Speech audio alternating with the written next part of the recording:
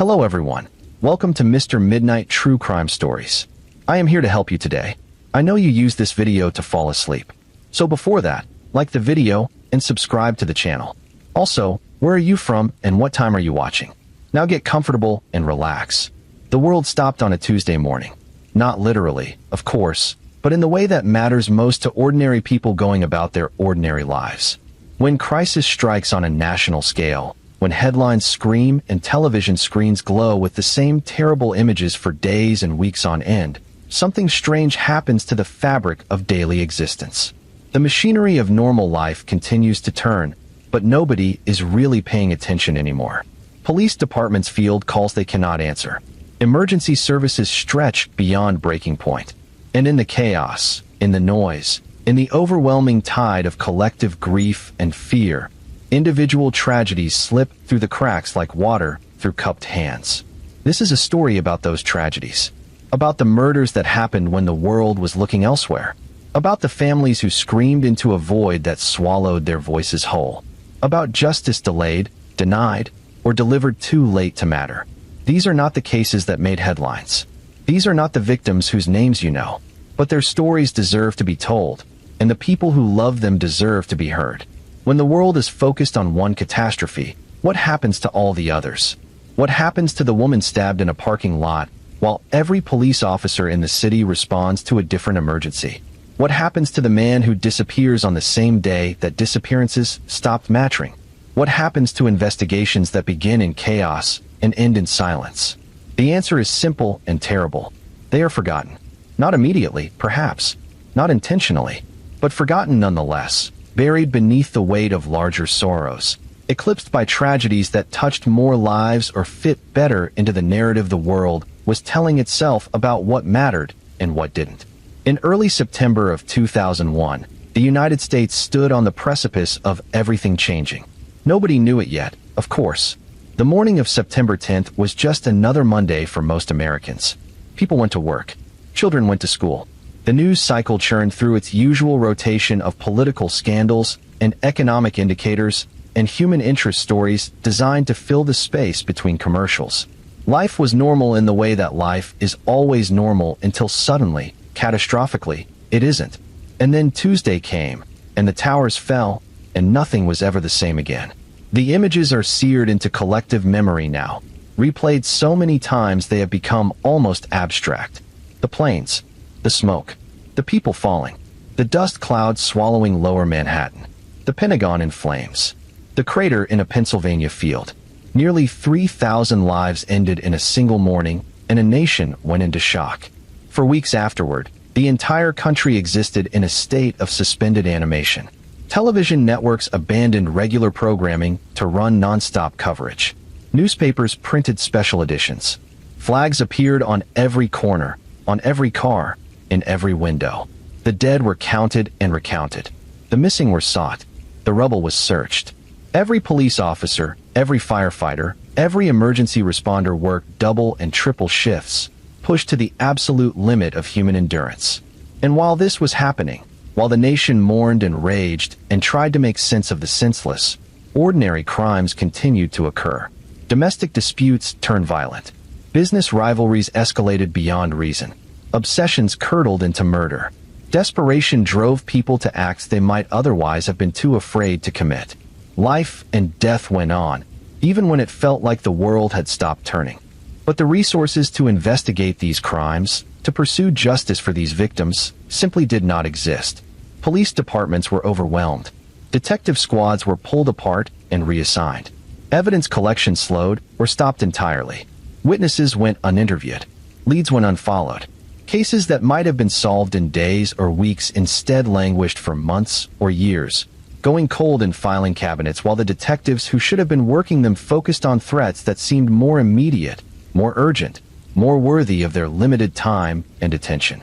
This is the story of 8 such cases. 8 murders that occurred in the shadow of September 11th and the weeks that followed. 8 victims whose deaths were overshadowed by a larger tragedy. 8 families who found themselves grieving alone, fighting for attention, demanding justice in a world that had already moved on to other concerns. Some of these cases were eventually solved. Some were not. Some saw justice served, after a fashion. Others remain open wounds, questions without answers, grief without closure. But all of them share a common thread. They happened when nobody was looking. They happened when the world had turned its attention elsewhere. They happened in the noise, and they were lost in it. The first victim was a man named Ethan Cole, and his death illustrated perfectly the cruel mathematics of tragedy in a time of crisis. Ethan was 38 years old on the morning he died, a renovation foreman with calloused hands and a reputation for showing up early and staying late.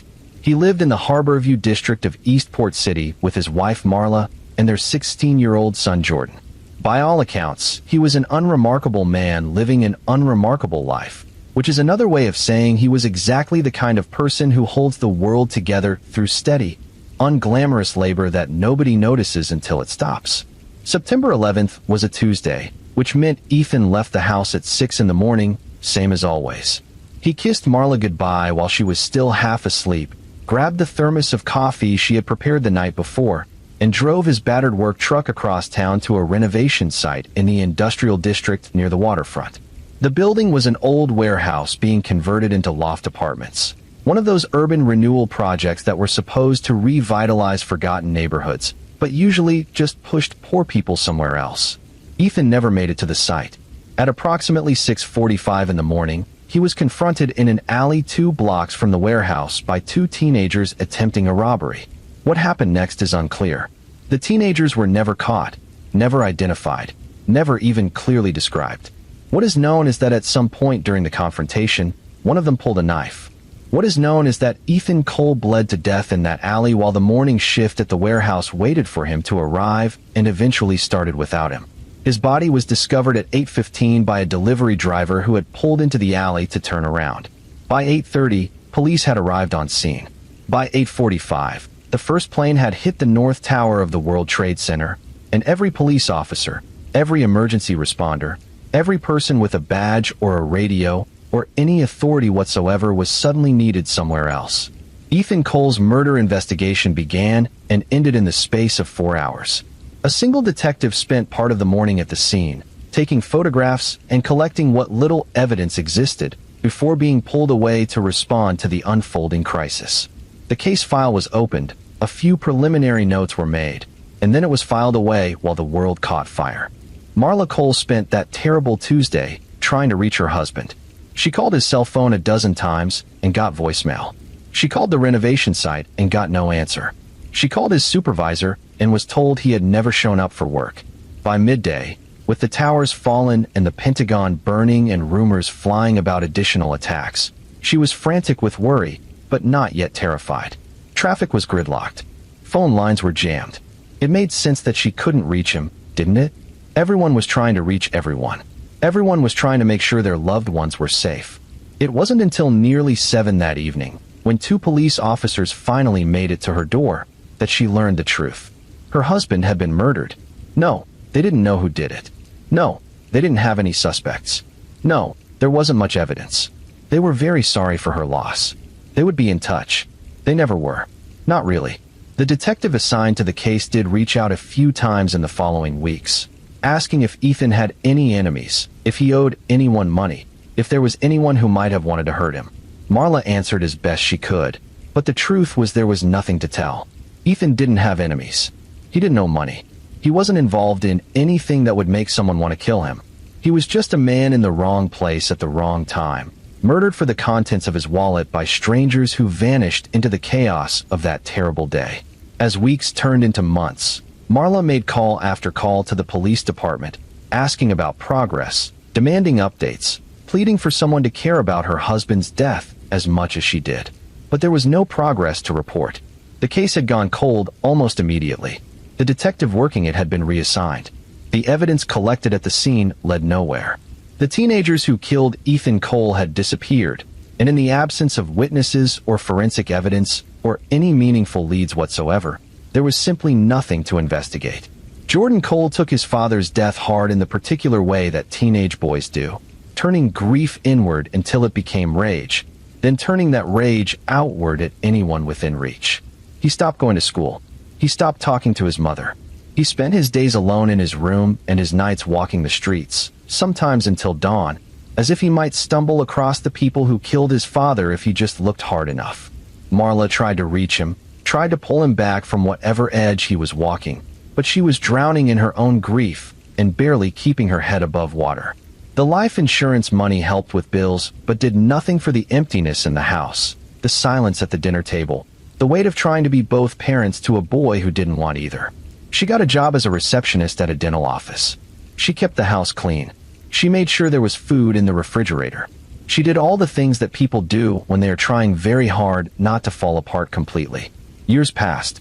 Jordan eventually graduated high school, though his grades were poor and his attendance was worse.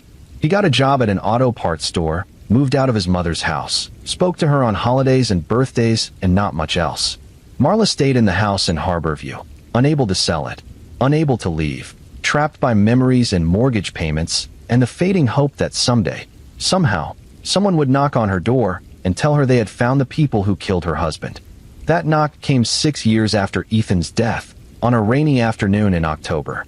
A different detective than the one originally assigned to the case stood on her porch, hat in hand, and told her they had made an arrest. A man named Kevin Torres, currently serving time for armed robbery, had confessed to being present during Ethan's murder.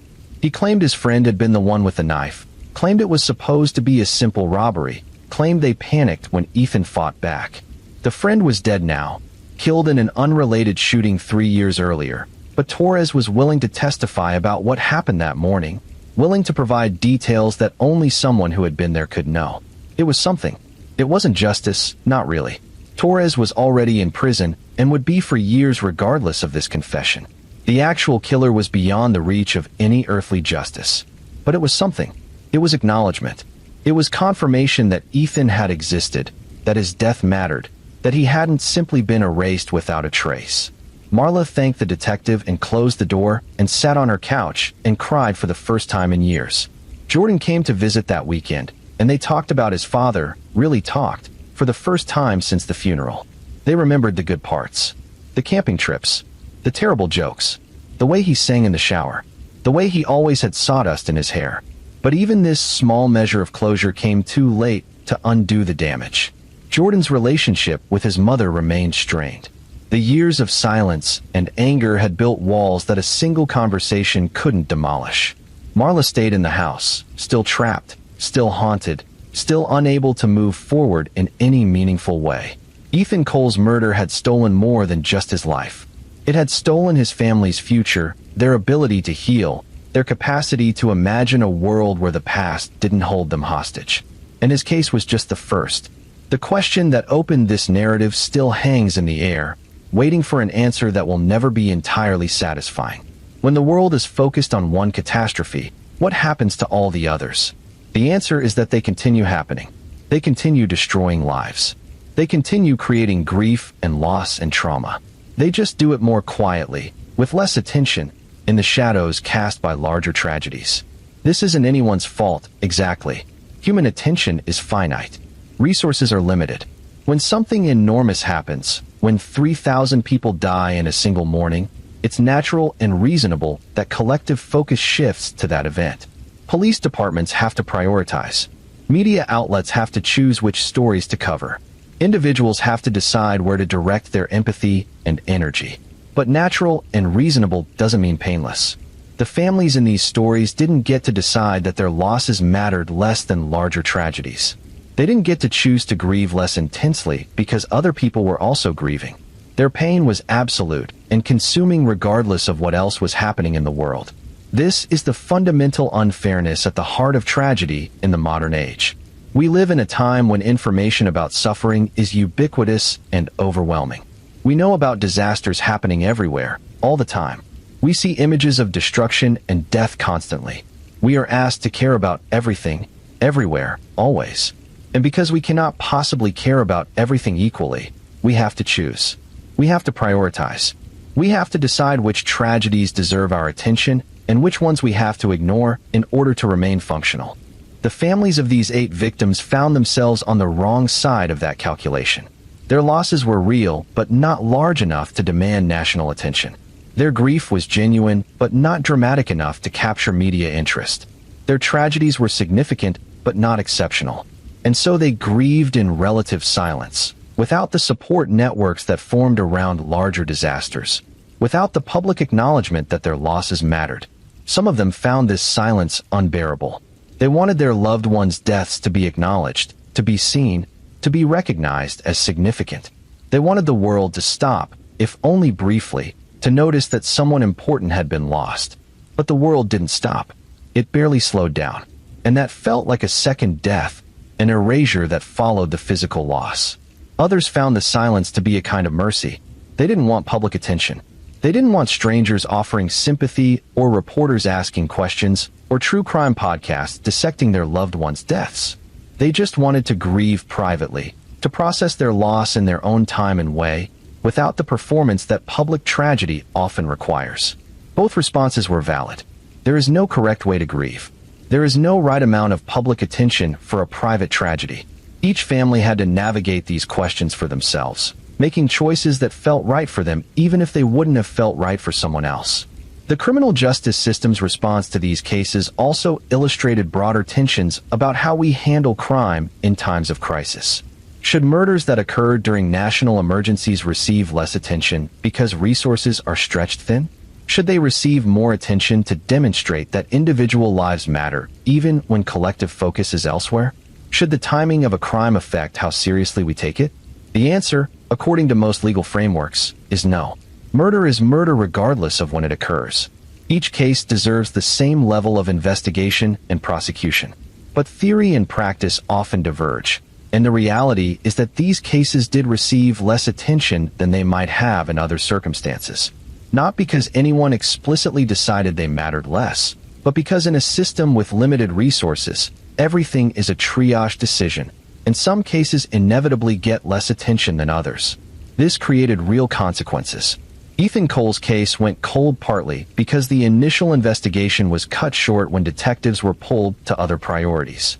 If that investigation had continued uninterrupted, might his killers have been caught sooner? Possibly.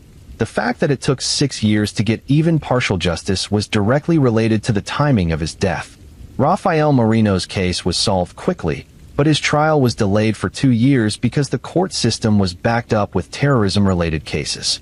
That delay extended his family's suffering, kept them in limbo, prevented them from achieving any sense of closure for years. The other cases faced similar delays and disruptions. None of them were intentionally neglected, but all of them were affected by the context in which they occurred. And while it's easy to say that this was unfortunate but unavoidable, that doesn't make it any less painful for the families involved. What lessons can we draw from these cases? What can we learn from 8 deaths that occurred in the shadow of a larger tragedy? Several things, perhaps. First, that individual suffering doesn't diminish in the presence of collective suffering. Marla Cole's grief for Ethan was no less intense because 3,000 other people had also died. Her loss was absolute and consuming regardless of context. The mistake is thinking that we have to compare losses, that we have to rank tragedies in order of importance. Every death destroys a world. Every murder creates ripples that extend far beyond the immediate victim. Second, that justice delayed is often justice denied, or at least justice diminished. The families in these stories who got quick resolutions to their cases generally fared better than those who had to wait years for closure. Not because quick trials brought their loved ones back, but because uncertainty and limbo create their own kind of suffering, separate from grief itself. Third, that the way we remember and memorialize matters. The victims in these cases who were remembered as full human beings rather than just murder victims, who had their complexity and contradictions acknowledged rather than flattened into simple narratives, received a kind of justice that the legal system couldn't provide. Their families fought to ensure they were remembered accurately, and that fight mattered even if relatively few people were paying attention. Fourth, that healing is possible but never complete. The families in these stories found ways to move forward, to build meaningful lives after devastating losses. But they didn't get over their grief. They didn't move on in the sense of leaving the past behind. They learned to carry their losses, to integrate them into their identities, to live with the permanent absence of people they loved. This is a different kind of healing than we often imagine, less about recovery and more about adaptation. Fifth, that the killers in these cases were not monsters from another species, but humans who made terrible choices. Some of them showed remorse. Some didn't. Some were driven by desperation. Some by greed. Some by rage. But all of them were recognizably human, which is perhaps the most disturbing thing about murder. It's not committed by people who are fundamentally different from us. It's committed by people who, under certain circumstances, make choices that most of us would never make, but that we can at least comprehend. Sixth, that the question of who deserves our attention and empathy is more complicated than it appears. The 8 victims in this story deserved attention and justice. So did the thousands who died on September 11th. So do the thousands who die in less dramatic circumstances every day. We cannot possibly attend to all suffering equally. But we can try to remember that every loss matters to someone, that every death creates grief that is absolute and consuming for the people who experience it, that there is no such thing as an acceptable loss or a negligible victim. These lessons don't make the murders less tragic. They don't bring the victims back. They don't undo the harm that was done. But they might, possibly, help us think differently about how we respond to crime and tragedy, how we allocate resources and attention, how we support people who are grieving in the shadows of larger sorrows. The families of these 8 victims would probably have different lessons to share. Their experiences were varied. Their conclusions were individual. Their insights were shaped by their specific circumstances. Marla Cole might emphasize the importance of persistent advocacy, of refusing to let cases go cold just because the world's attention is elsewhere. Isabella Moreno might emphasize the value of creating your own meaning when official justice feels inadequate. Thomas Wexler's children might emphasize the importance of acknowledging complexity, of remembering that even flawed people deserve to be remembered as humans rather than caricatures. Harold Vance's widow might emphasize the importance of making amends, of trying to undo harm even after the person who caused it is gone. Clara Whitman's friends might emphasize the importance of taking threats seriously, of believing people when they say they're afraid, of acting before tragedy strikes rather than after. Lena Rose's daughters might emphasize the importance of documentation, of leaving evidence of danger so that even if you don't survive, the truth will. Victor Langford's children might emphasize the importance of conflict resolution, of finding ways to settle disputes before they escalate beyond repair. Derek Hale's wife might emphasize the importance of addressing addiction before it destroys lives, of creating support systems that help people before they reach the point of desperation. All of these lessons are valuable. All of them are born from real suffering, real loss, real experience of tragedy and its aftermath. But they're also insufficient. We can learn every lesson these cases have to teach, and people will still be murdered. We can implement every reform and improve every system and create every support network imaginable, and some people will still make terrible choices that destroy lives. This isn't an argument for fatalism or for giving up on trying to prevent tragedy. It's just an acknowledgement that some problems have no complete solutions, that some questions have no satisfying answers, that we live in a world where suffering will continue regardless of how hard we try to prevent it. What we can control is how we respond. We can choose to pay attention to suffering even when it's not dramatic or headline-worthy. We can choose to support people who are grieving even when their losses are individual rather than collective. We can choose to remember victims as full human beings rather than just plot points in true crime narratives. We can choose to hold killers accountable while still acknowledging their humanity. We can choose to build meaning from loss even when loss feels meaningless. These choices won't bring back the 8 people whose stories we've explored, but they might honor their memories in ways that matter. They might prevent future tragedies by creating systems and cultures that value every life, not just the lives that are lost in dramatic fashion. The final question worth considering is what these 8 cases tell us about ourselves, about our society, about the way we structure our systems of justice and support and collective attention. The answers are uncomfortable but necessary. We live in a world that is very good at responding to dramatic, large-scale tragedies and much worse at responding to individual, ordinary suffering. This isn't because we're cruel or callous. It's because our systems are designed to handle exceptional events, and they struggle with the mundane but constant reality of everyday crime and suffering. When a plane crashes, we launch massive investigations, implement new safety protocols, memorialize the victims, and ensure that lessons are learned. When a single person is murdered in a robbery, We process the case through an overwhelmed criminal justice system. We may or may not catch the perpetrator, and we move on. The disparity in response has nothing to do with the inherent value of the lives lost. It has to do with scale, drama, and the way our collective attention works. This creates a kind of hierarchy of victimhood where some deaths receive enormous attention and resources while others receive almost none. Where some families are supported by entire communities and others grieve in isolation. Where some cases are solved quickly and thoroughly while others languish unsolved for years or decades. The 8 families in this story experienced this hierarchy firsthand. They watched as national tragedy dominated every conversation, every news broadcast, every moment of public attention. And they understood, intellectually, why that was happening. But understanding didn't make it hurt less. Understanding didn't make their own losses feel less significant. Understanding didn't bring justice or closure or healing. Some of them became advocates for changing these systems, for ensuring that individual crimes received adequate attention even during times of crisis, for building structures that could handle both exceptional tragedies and everyday suffering simultaneously. Their advocacy led to some reforms, some improvements, some small victories. But the fundamental problem remained unsolved and probably unsolvable. Human attention is finite. Resources are limited. We cannot attend to everything equally, and so we have to choose. The question is whether we're choosing well, whether our priorities are aligned with our values, whether the systems we've built serve justice or just serve convenience. These are questions that each of us has to answer individually, that each society has to grapple with collectively, that have no simple or universal solutions. What we can say with certainty is that the 8 victims in this story deserved better.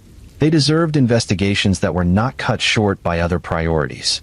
They deserved justice that was not delayed by backlogged court systems. They deserved public acknowledgement that their lives mattered and their deaths created loss that echoed far beyond their immediate families. Whether they received what they deserved is debatable. Some cases were handled well, given the circumstances. Others were badly mishandled. Most fell somewhere in between, processed adequately but not exceptionally, given attention but not enough, acknowledged but not fully seen. And this is perhaps the most honest conclusion we can draw, that our systems of justice and support and collective attention are imperfect, that they fail some people while serving others, that they reflect both the best and worst of human nature. We try to be fair. We try to be just. We try to give everyone what they deserve. But we fail regularly and predictably because the gap between our intentions and our capabilities is often vast.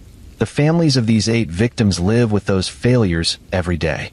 They live with investigations that were cut short, trials that were delayed, sentences that felt inadequate, and public attention that moved on too quickly to other concerns.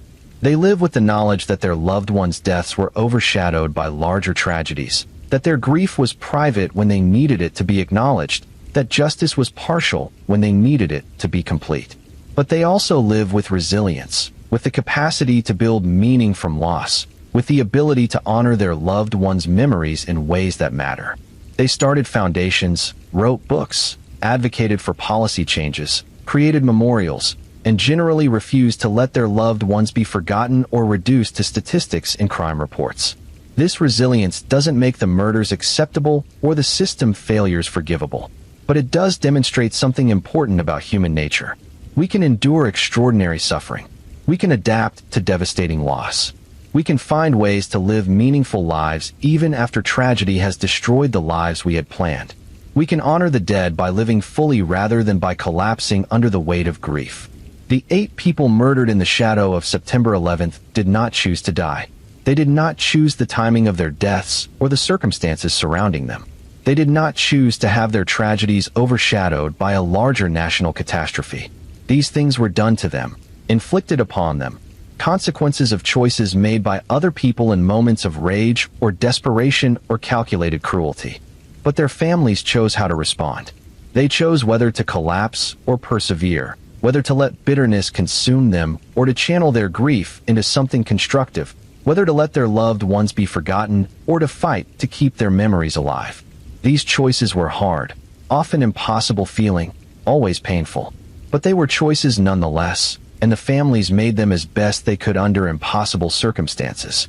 Ethan Cole is remembered through a scholarship fund that helps working-class students pursue careers in skilled trades, ensuring that his legacy is the dignity of manual labor rather than just the tragedy of his death. Rafael Moreno is remembered through his son's book, which keeps alive the complexity of who he really was rather than reducing him to a symbol. Thomas Wexler is remembered through scholarships for disadvantaged students, his children choosing to honor the generous aspects of his character rather than focusing exclusively on his flaws. Harold Vance is remembered through his widow's charitable giving, which directly contradicts everything he stood for, but serves causes he should have supported. Clara Whitman is remembered through teaching scholarships and the tree planted in her school's courtyard, ensuring her legacy is education rather than violence. Lena Rowe is remembered through her daughter's advocacy work, turning private tragedy into public good. Victor Langford is remembered through mediation programs that prevent other families from experiencing similar losses. Derek Hale is remembered through addiction treatment services that address the root causes of desperate acts. These memorials and legacies don't erase the murders. They don't bring the victims back. They don't undo the harm that was done. But they ensure that these 8 people are remembered as more than just victims, that their lives had meaning beyond their deaths, that their existence contributed something positive to the world even though their deaths contributed only pain. This is perhaps the best we can hope for in the aftermath of tragedy. Not that we can undo what was done, but that we can create meaning from meaninglessness, build something positive on foundations of loss, ensure that death is not the final word on a life. The killers in these cases also left legacies, though darker ones. They demonstrated how quickly ordinary people can become capable of murder, how circumstances and choices can combine to create violence, how the gap between thinking about killing someone and actually doing it is smaller than most of us would like to believe. Some of them showed that financial desperation can override moral constraints. Some showed that romantic obsession can curdle into deadly possession. Some showed that business conflicts can escalate into lethal violence. Some showed that addiction can destroy not just the addict, but everyone around them. Some showed that betrayal is often committed by the people we trust most. Some showed that revenge feels justified even when it's clearly wrong. These lessons are uncomfortable because they suggest that murder is not the exclusive province of monsters or sociopaths. It's something that ordinary people commit when circumstances align in terrible ways, when stress and opportunity and poor judgment combine, when the normal barriers that prevent violence break down under sufficient pressure. This doesn't excuse murder. It doesn't make the killers less responsible for their actions. But it does complicate the simple narratives we often tell about crime. Narratives where killers are fundamentally different from normal people, where murder requires a special kind of evil that most of us don't possess. The truth is murkier. Most of these killers were ordinary people who made extraordinary choices in moments of desperation or rage or calculated self-interest. They were not psychopaths devoid of empathy. They were not monsters incapable of normal human emotion. They were people who, under specific circumstances, decided that killing someone was preferable to accepting consequences or losing face or living with disappointment. This ordinariness is perhaps more frightening than any amount of psychopathy would be. Because if ordinary people are capable of murder, then the line between killer and victim is thinner than we imagine. We are all, potentially, capable of terrible acts given the right circumstances and wrong choices. Most of us will never cross that line. But the line exists, and it's not as far away as we might want to believe. The families of the victims understand this in ways that most people don't. They knew the killers in many cases. They had relationships with them. They never suspected that these people were capable of murder until the moment it happened. And that knowledge, that understanding that danger can lurk in familiar faces, changes how you see the world. Some of them became more paranoid, less trusting, constantly alert for warning signs that someone might be dangerous. Some of them went the opposite direction, refusing to let fear control their lives, insisting on maintaining openness and trust despite what had happened. Most fell somewhere in between, more cautious than they had been but not paralyzed by fear, aware of danger but not consumed by it. These responses illustrate the variety of ways that trauma reshapes people. There is no single correct way to process the knowledge that someone you knew was capable of murder. There is no standard response to having your sense of safety shattered. Each person has to find their own path through, their own way of living in a world that has proven itself to be dangerous in ways they had never fully appreciated before. As we approach the end of this narrative, it's worth returning to the central question one more time. When the world is focused on one catastrophe, what happens to all the others? We've explored 8 specific answers to that question. 8 families who lived through this experience. 8 victims who died when the world wasn't paying attention. But the larger answer is that this happens constantly, not just during extraordinary crises, but all the time. Every day, people die in ways that receive no attention, that generate no headlines, that disappear into statistical categories without leaving any trace in public consciousness. Every day, families grieve losses that seem world-ending to them, but barely register to anyone else. The crisis of September 2001 made this dynamic more visible because the contrast was so stark.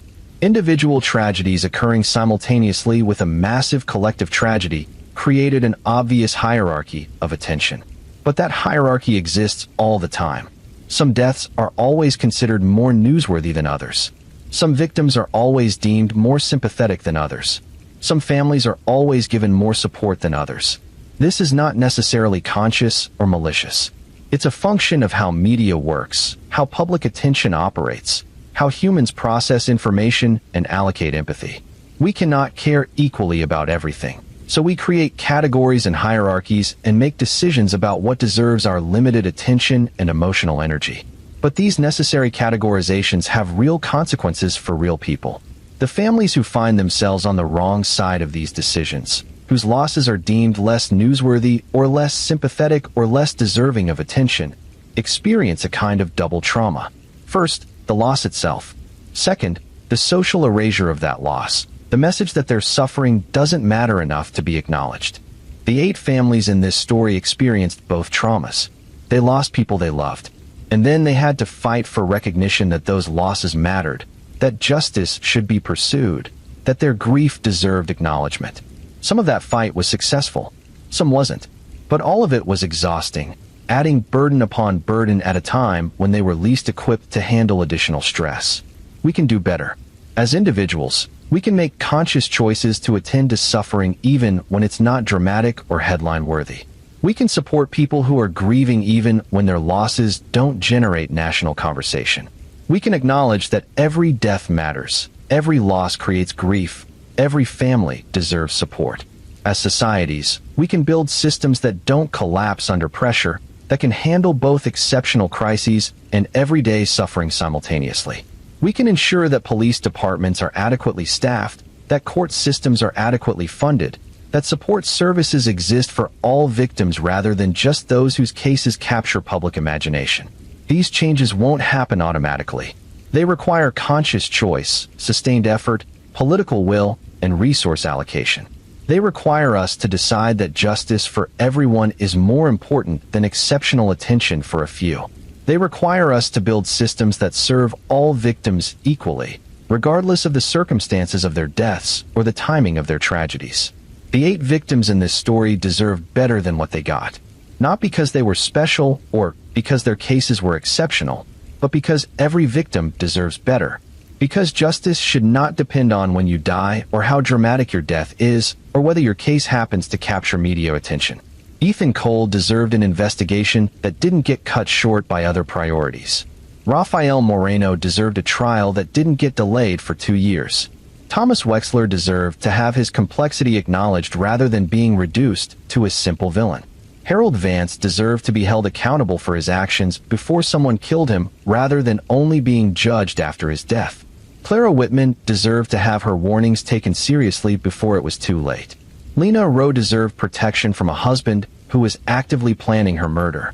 Victor Langford deserved a business community that could resolve conflicts without violence.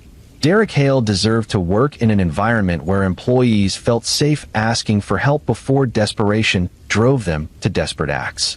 None of them got what they deserved. None of them received perfect justice or perfect prevention or perfect response to their situations. They all fell through cracks in systems that were supposed to protect them, or they were failed by people who were supposed to care for them, or they were simply in the wrong place at the wrong time, and paid the ultimate price for randomness and bad luck. Their families carry these failures forward. They carry the knowledge that things could have been different, that with better systems, or different choices, or slightly altered circumstances, their loved ones might still be alive. They carry the weight of maybe, that cruelest of words, that lives in the space between what was and what might have been. But they also carry resilience, and love, and determination to ensure their loved ones are remembered as full human beings rather than just victims. They carry forward the lessons learned from tragedy, using their experiences to help others, to prevent future suffering, to build meaning from loss. This is the final truth of these 8 cases. That death is permanent, but meaning is constructed. That loss is absolute, but legacy is choice. That we cannot control what happens to us, but we can control how we respond. That tragedy will continue happening regardless of what we do, but that our responses to tragedy matter enormously. History will remember September 11th, 2001. The attacks on that day were so large, so dramatic, so consequential that they became permanent fixtures in collective memory. Books have been written. Documentaries have been made. Memorials have been built. The dead have been individually named and collectively honored. History will not remember Ethan Cole, Rafael Moreno, Thomas Wexler, Harold Vance, Clara Whitman, Lena Rowe, Victor Langford, or Derek Hale. Their names will not appear in history books. Their deaths will not be commemorated at national memorials. Their stories will fade from public consciousness, if they ever entered it at all. But they will be remembered by the people who love them, by children who lost parents, by parents who lost children, by spouses who lost partners, by friends who lost companions, by students who lost teachers, by communities that lost members. They will be remembered in private ceremonies and quiet moments, in photographs on mantles and stories told at family gatherings, in the small ways that ordinary people are remembered by those whose lives they touched. This private memory is not less valuable than public commemoration. It's different, more intimate, more personal, more connected to who these people actually were rather than what their death symbolized. It's memory that acknowledges complexity, that holds space for contradictions, that refuses to reduce human beings to simple narratives or moral lessons. And perhaps that's the most important lesson of all, that every life is complex, that every death creates loss that reverberates far beyond the immediate victim, that public attention or lack thereof doesn't determine the actual value of a life or the depth of grief its loss creates, that meaning and memory are constructed by people who love the deceased, not by headlines or history books. The 8 victims in this story were ordinary people living ordinary lives until extraordinary violence ended them. They were not saints or sinners, heroes or villains. They were just people, with all the complexity and contradiction that implies. They made mistakes and good choices. They hurt people and helped people. They were loved and flawed and human.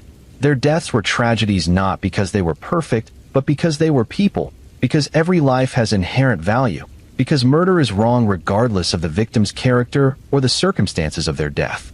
They deserve to live. They deserve justice. They deserve to be remembered as full human beings rather than just victims. Whether they received what they deserved is questionable, but their families have worked to ensure they are remembered, to build meaning from their losses, to create legacies that extend beyond the circumstances of their deaths. And in doing so, they have demonstrated extraordinary courage, resilience, and love. As this narrative comes to a close, we return one final time to the question that opened it. When the world is focused on one catastrophe, what happens to all the others? They continue happening. They continue destroying lives. They continue creating grief and loss and trauma.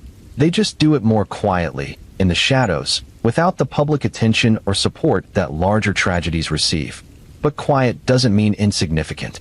Shadow doesn't mean unimportant. The absence of public attention doesn't make private grief any less consuming or private loss any less devastating. These 8 families learned that lesson in the hardest possible way, through experience they never wanted and losses they will never fully recover from. Their stories deserve to be told. Their loved ones deserve to be remembered. Their grief deserves to be acknowledged. Not because their cases were exceptional, but because every case is exceptional to the people experiencing it. Because every loss matters. Because every victim deserves justice, and every family deserves support, and every death deserves to be mourned. History remembers the loudest tragedies, the attacks that kill thousands, the disasters that dominate headlines, the events that reshape nations and change the course of human history. But grief is always personal. Loss is always individual. And the measure of a tragedy is not its scale, but its impact on the people who experience it. By that measure, the 8 murders in this story were as significant as any larger tragedy, as devastating as any historical catastrophe, as worthy of attention as any event that made headlines. They destroyed worlds. They shattered families. They ended futures. They created losses that echo forward through time, affecting not just the immediate victims, but everyone connected to them. If you've made it to the end of this narrative, thank you for giving these 8 victims and their families your attention. Thank you for remembering them, even briefly, even incompletely. Thank you for acknowledging that their lives mattered and their deaths created loss that deserves recognition. If these stories have moved you, consider supporting organizations that help victims of violent crime and their families. Consider advocating for better funding for police departments and court systems so that cases don't go cold because resources are stretched thin. Consider being more aware of suffering that occurs in the shadows of larger tragedies, more willing to acknowledge grief that doesn't generate headlines, more committed to ensuring that every victim receives justice regardless of the circumstances of their death. And most importantly, remember that behind every statistic is a person. Behind every crime report is a family. Behind every case number is a loss that someone is carrying, a grief that someone is processing, a life that someone is trying to rebuild after tragedy has destroyed the one they had. These are not just stories. They are real lives, real deaths, real losses. They happen to real people who deserve better than what they got. They continue happening every day, to families who will grieve in silence, who will fight for justice without public support, who will rebuild their lives without acknowledgement that those lives have been shattered. We can do better. We must do better. Not just during exceptional crises, but all the time. Not just for victims who generate headlines, but for all victims. Not just when we're paying attention, but especially when we're not. That is the final lesson of these 8 cases. That attention matters. That acknowledgement matters. That every life has value, and every death creates loss, and every family deserves support. That we have a responsibility to see suffering even when it's quiet, to acknowledge grief even when it's private, to ensure justice even when cases are not dramatic or headline-worthy. The world stopped on September 11th, 2001. But for 8 families, the world had already stopped or was about to stop, for reasons that had nothing to do with national tragedy and everything to do with personal loss. Their suffering was no less real because it occurred in the shadow of a larger event. Their grief was no less consuming because other people were also grieving. And 20 years later, they still carry that loss. They still remember. They still fight to ensure their loved ones are not forgotten. They still work to build meaning from meaninglessness, to create legacy from tragedy, to honor the dead by living fully. This is their story. These are their losses. These are their loved ones, remembered not as victims, but as people, complex and contradictory and fully human. May they rest in peace. May their families find healing. And may we all learn to pay attention to suffering that occurs in the shadows, to acknowledge grief that doesn't make headlines, to ensure justice for every victim regardless of when or how or why they died. Thank you for listening. If you found this story meaningful, please take a moment to like this video and subscribe to the channel. Share your thoughts in the comments below. Where are you from, and what time are you watching? Your engagement helps us continue telling these important stories, ensuring that victims are remembered and that their families' experiences are acknowledged. Until next time, take care of yourselves and each other. The second victim was a man who had spent his entire life trying to escape the circumstances of his birth, only to be dragged back down by the past he thought he had left behind. Rafael Moreno grew up in Southbridge, a neighborhood in Riverton where poverty wasn't just a condition but an inheritance, passed from generation to generation like a genetic disease. His father was absent. His mother worked 3 jobs and was still never home. By the time he was 12, Rafael was running with a crew of older boys who taught him that the world was divided into predators and prey, and the only choice that mattered was which one you wanted to be. But Rafael was smart, smarter than most of the kids he grew up with, and more importantly, he was observant. He watched the older guys in the crew, watched how they lived fast and died young. watched how their bravado turned to desperation, turned to prison sentences or early graves. He watched, and he learned, and he decided, with the kind of clarity that most people never achieve at any age, that this was not how his story would end. He got out. Not easily, not cleanly, but he got out. He finished high school through a combination of stubbornness and favors called in by a guidance counselor who saw something in him worth saving. He got a job at an auto parts store, then a better job at a repair shop, then scraped together enough money to open his own small business selling aftermarket parts to local mechanics. By the time he was 30, Rafael Moreno owned a modest but successful operation with 3 employees and a reputation for fair prices and honest work. He married a woman named Isabella who had grown up 3 blocks from where he did, but had somehow emerged unscathed by the violence and hopelessness that defined their neighborhood. They had 2 children, a boy and a girl, and moved to a better part of Southbridge, the part where the houses had yards and the streets had trees, and you could almost forget you were still technically living in the same zip code where Rafael had once watched a friend get shot over a pair of sneakers. By September of 2001, Rafael had built something real. His business was growing. His kids were doing well in school. His wife was talking about maybe buying a house in the suburbs, really leaving Southbridge behind, and Rafael was starting to believe it might actually happen. He was 42 years old, and for the first time in his life, the future looked like something other than a threat. Luis Calderon had grown up 2 streets over from Rafael, and they had been friends once, in the way that boys who survive the same war become brothers even if they have nothing else in common. But where Rafael had climbed out, Luis had sunk deeper.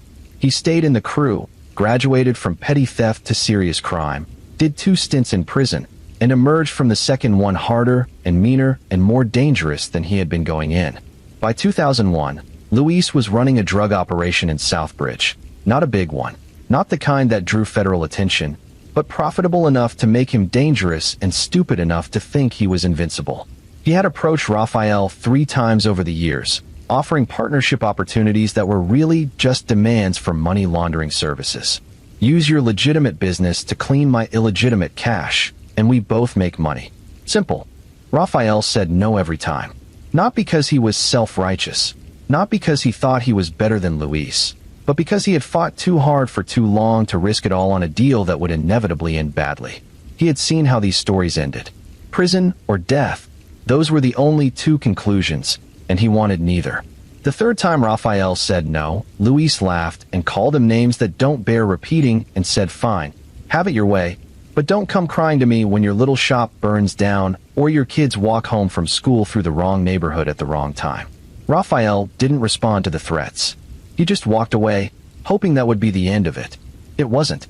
On the morning of September 12th, Luis showed up at Rafael's shop before opening hours. He came alone, which should have been the first warning sign, but wasn't. The second warning sign was the gun tucked into his waistband, visible when he raised his arms to pound on the locked door.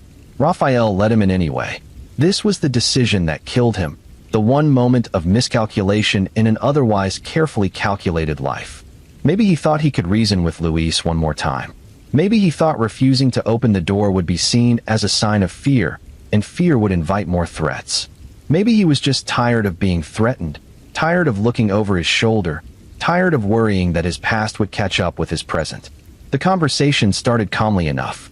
Luis made his pitch again, sweetened the terms, promised protection along with profit. Rafael said no again, more firmly this time, and told Luis to leave. Luis didn't leave.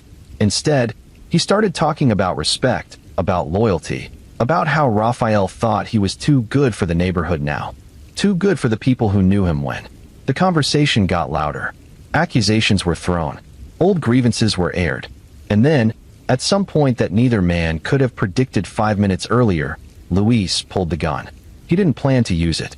Later, at trial, he would claim this repeatedly. The gun was just for intimidation, just to make Rafael understand how serious he was, just to get him to see reason. But Rafael, who had spent 2 decades carefully avoiding exactly this kind of confrontation, reacted badly. He tried to grab the gun. There was a struggle. The gun went off. Rafael Moreno died on the floor of his auto parts shop at 7:15 on the morning of September 12th, with a bullet in his chest and his blood pooling beneath the shelves where he kept inventory. Luis Calderon stood over him for nearly 30 seconds, watching him die, before panic finally overrode shock, and he ran. He made it 6 blocks before his nerve failed completely. He abandoned the gun in a dumpster, went home, took a shower, and then did the stupidest possible thing, which was to go about his normal day as if nothing had happened. He met with his crew. He collected money from his dealers. He had lunch at his usual spot. And all the while, he kept expecting police to appear, kept expecting someone to have seen him, kept expecting the world to notice that he had just murdered someone. The world did not notice. Not immediately. Raphael's wife called the shop at 9 when he didn't answer his cell phone. She got no answer. She called again at 10, then at 11, growing progressively more worried. Finally, at noon, she drove to the shop herself and found the door unlocked and her husband dead. By the time police arrived, by the time the scene was processed, by the time anyone started asking questions about who might have wanted Rafael Moreno dead, most of Eastport City's police force was still dealing with the aftermath of the previous day's attacks. The detective assigned to Rafael's case was competent but overworked, handling 3 other active investigations simultaneously, and the simple truth was that he didn't have the time or resources to do the kind of thorough investigation the case deserved. But Luis made it easy for him. The abandoned gun was recovered within hours, fingerprints intact. Security cameras from a convenience store caught Luis entering and leaving Rafael's block at the relevant time. Witnesses came forward who had heard the 2 men arguing in recent weeks. The case built itself, and Luis was arrested within 48 hours of the murder. He confessed almost immediately, not out of remorse, but out of a kind of exhausted inevitability. He told the detectives everything. The failed partnership proposals, the argument, the struggle, the gun going off. He framed it as an accident, as a tragic misunderstanding between old friends, as anything other than what it actually was, which was a murder born of entitlement and rage and the belief that the world owed him something it had never promised. The trial was quick. Luis's public defender argued manslaughter, claimed there was no premeditation, claimed his client had made a terrible mistake in the heat of the moment. The prosecution argued murder too, pointed to the gun Luis had brought with him, pointed to the threats he had made, pointed to the pattern of escalation that made this outcome all but inevitable. The jury deliberated for less than a day before returning a verdict of guilty on second-degree murder. Luis Calderon was sentenced to 20 years to life. He would be eligible for parole in 2021, at which point he would be 63 years old, assuming he survived that long in prison. Rafael's widow, Isabella, never attended the trial.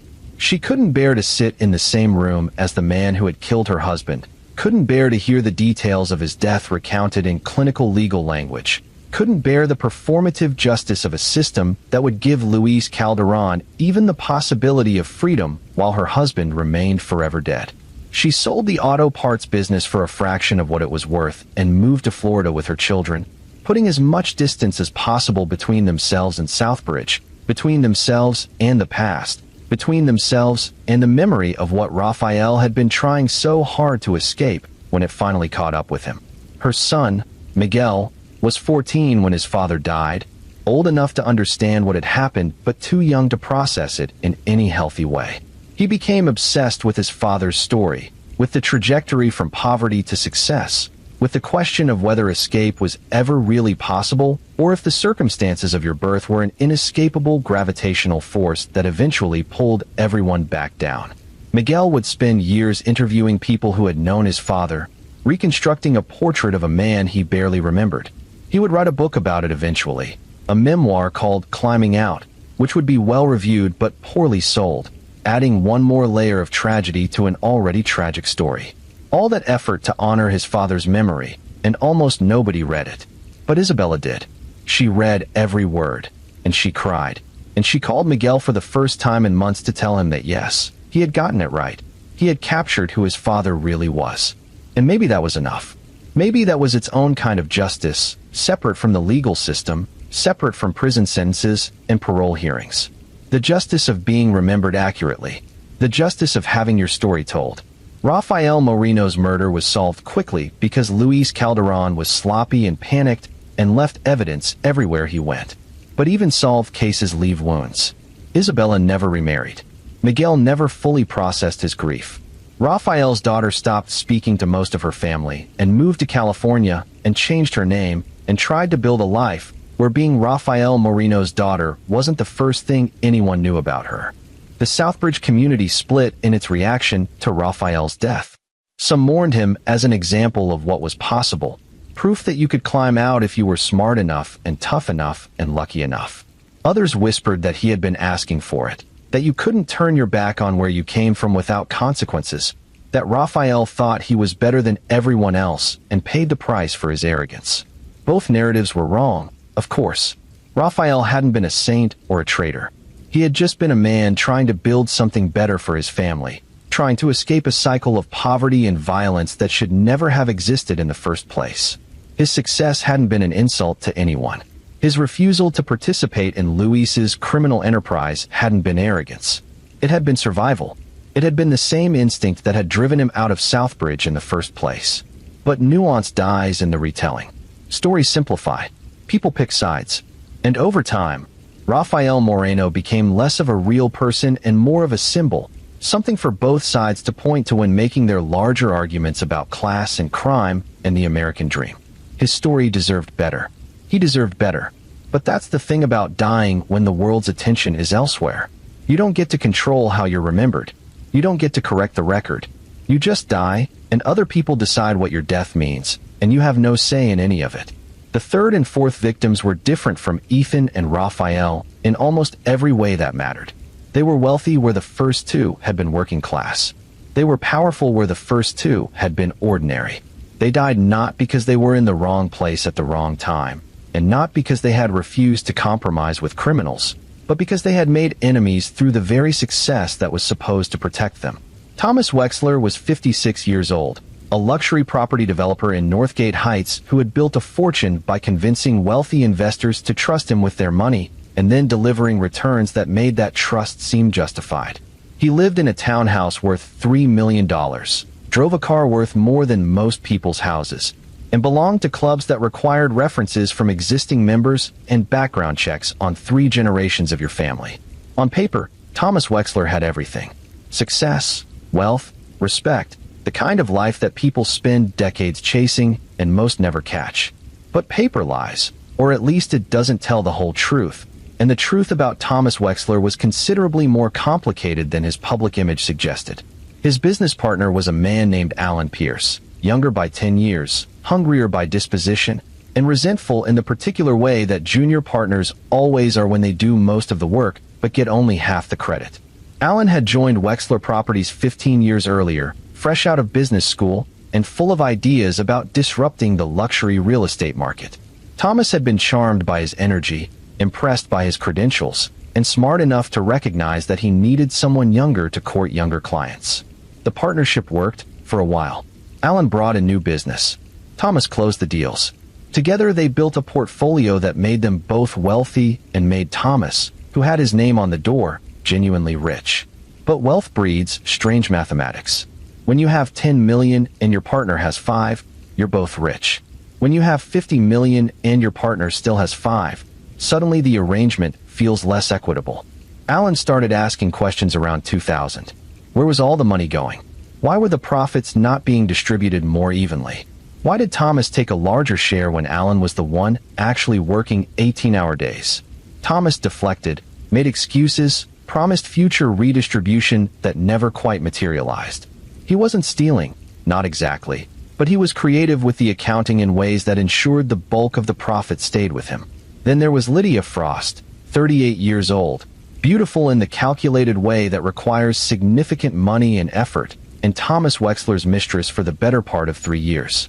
His wife knew, or at least suspected, but had made the kind of quiet calculations that women in her position often make. The marriage was a shell, but it was a profitable shell, and divorce would mean losing half of everything. Better to look the other way, keep the lifestyle, and maintain appearances. Lydia had made different calculations. She wanted more than an affair. She wanted marriage, or at least partnership, or at the very minimum some financial security beyond expensive gifts and paid rent. Thomas kept promising and never delivering, and by the fall of 2001, Lydia's patience was wearing thin. What Thomas didn't know, what he was too arrogant to even suspect, was that Alan and Lydia had met, had talked, had realized they shared a common problem, had decided, over several careful conversations, that their mutual problem might have a mutual solution. The precise moment when those conversations turned from fantasy to planning is impossible to pinpoint. Maybe there was never a single moment, just a gradual escalation. One suggestion building on another until something that had started as idle speculation became a concrete plan with timelines and contingencies. When did we start seriously talking about killing him? Neither of them could have answered that question, and by the time it would have mattered, it was far too late. They were careful. Alan spent months reviewing the company's financials, identifying accounts that could be accessed, money that could be moved. Lydia spent months studying Thomas's routines, his habits, his security measures, which were substantial when he was at home, but practically non-existent when he was with her. A man sneaking away for an affair doesn't bring bodyguards. A man who thinks he's in control of the situation doesn't watch his back. The murder was planned for September 15th, a Saturday night when Thomas's wife would be at their beach house and Thomas would be at Lydia's apartment, as he was most Saturday nights. The method would be simple. An overdose of prescription sedatives dissolved in his evening drink, enough to ensure he never woke up. The scene would be staged to look like a heart attack, and given Thomas's age and stress levels and the cocaine habit that Lydia knew about, but his wife did not, that conclusion would be entirely plausible. Except nothing ever goes according to plan, not really, and especially not when the plan involves murder. Thomas arrived at Lydia's apartment at 8 p.m. as expected, but he was agitated, distracted, already half drunk. He'd had a fight with his wife. She was threatening divorce after all these years of looking the other way, threatening to take him for everything, threatening to expose certain financial irregularities that could land him in prison. Lydia listened and made sympathetic sounds and mixed him a drink with enough sedatives to kill a horse. Thomas drank it, complained about the bitter taste, asked for another drink to chase away the bitterness. Lydia made him another, this one with a double dose, just to be sure. Thomas drank that one too, and then he started to feel strange, started to realize that something was very wrong. "What did you do?" he asked, the words already slurring. "Lydia, what did you do?" She didn't answer. She just watched as he tried to stand, failed, collapsed onto the couch. She watched as his breathing became labored, as his skin turned pale, as his eyes rolled back. She watched him die, which took longer than she had expected, and was considerably more unpleasant to witness than she had imagined. When it was over, when Thomas Wexler was finally, unambiguously dead, Lydia called Alan. He arrived within 20 minutes, and together they began the process of staging the scene. They dressed Thomas, cleaned up any obvious evidence of the drugs, arranged his body on the couch in a position that suggested he had simply fallen asleep and never woken up. But they made mistakes. Small ones. The kind that seem insignificant in the moment, but become glaring in hindsight. They forgot to wipe down the glass Thomas had drunk from. They didn't account for the fact that the doorman would remember Alan visiting that night, despite his claim that he'd been home alone. They underestimated how quickly the medical examiner would order a toxicology screen, and how obvious the sedatives would be in Thomas's system. The investigation took 3 weeks. Not because it was particularly complicated, but because every detective in the city was stretched thin dealing with the aftermath of September 11th, and a wealthy man dying in his mistress's apartment wasn't exactly a priority. But even an overworked investigation can crack a badly executed murder, and this was very badly executed indeed. Alan broke first, unable to handle the pressure of police interviews, unable to maintain his story in the face of mounting evidence. He confessed to planning the murder, but claimed it was all Lydia's idea, claimed she had seduced him into it, claimed he would never have done it on his own. Lydia, when confronted with Alan's confession, immediately flipped the script. It was Alan who had planned everything. She had just been following his instructions. She was a victim too, manipulated by a man who had promised her everything and delivered only lies. Both stories were self-serving nonsense, and the jury saw through them easily. At trial, prosecutors painted a picture of two greedy people who had decided murder was easier than earning their own money. The defense tried to argue that Thomas Wexler had been a terrible person who had wronged both defendants grievously, as if that somehow justified killing him. It didn't work. Alan Pierce and Lydia Frost were both convicted of first-degree murder and sentenced to life without the possibility of parole. They would die in prison, separately, having destroyed each other's lives as thoroughly as they had destroyed Thomas Wexler's.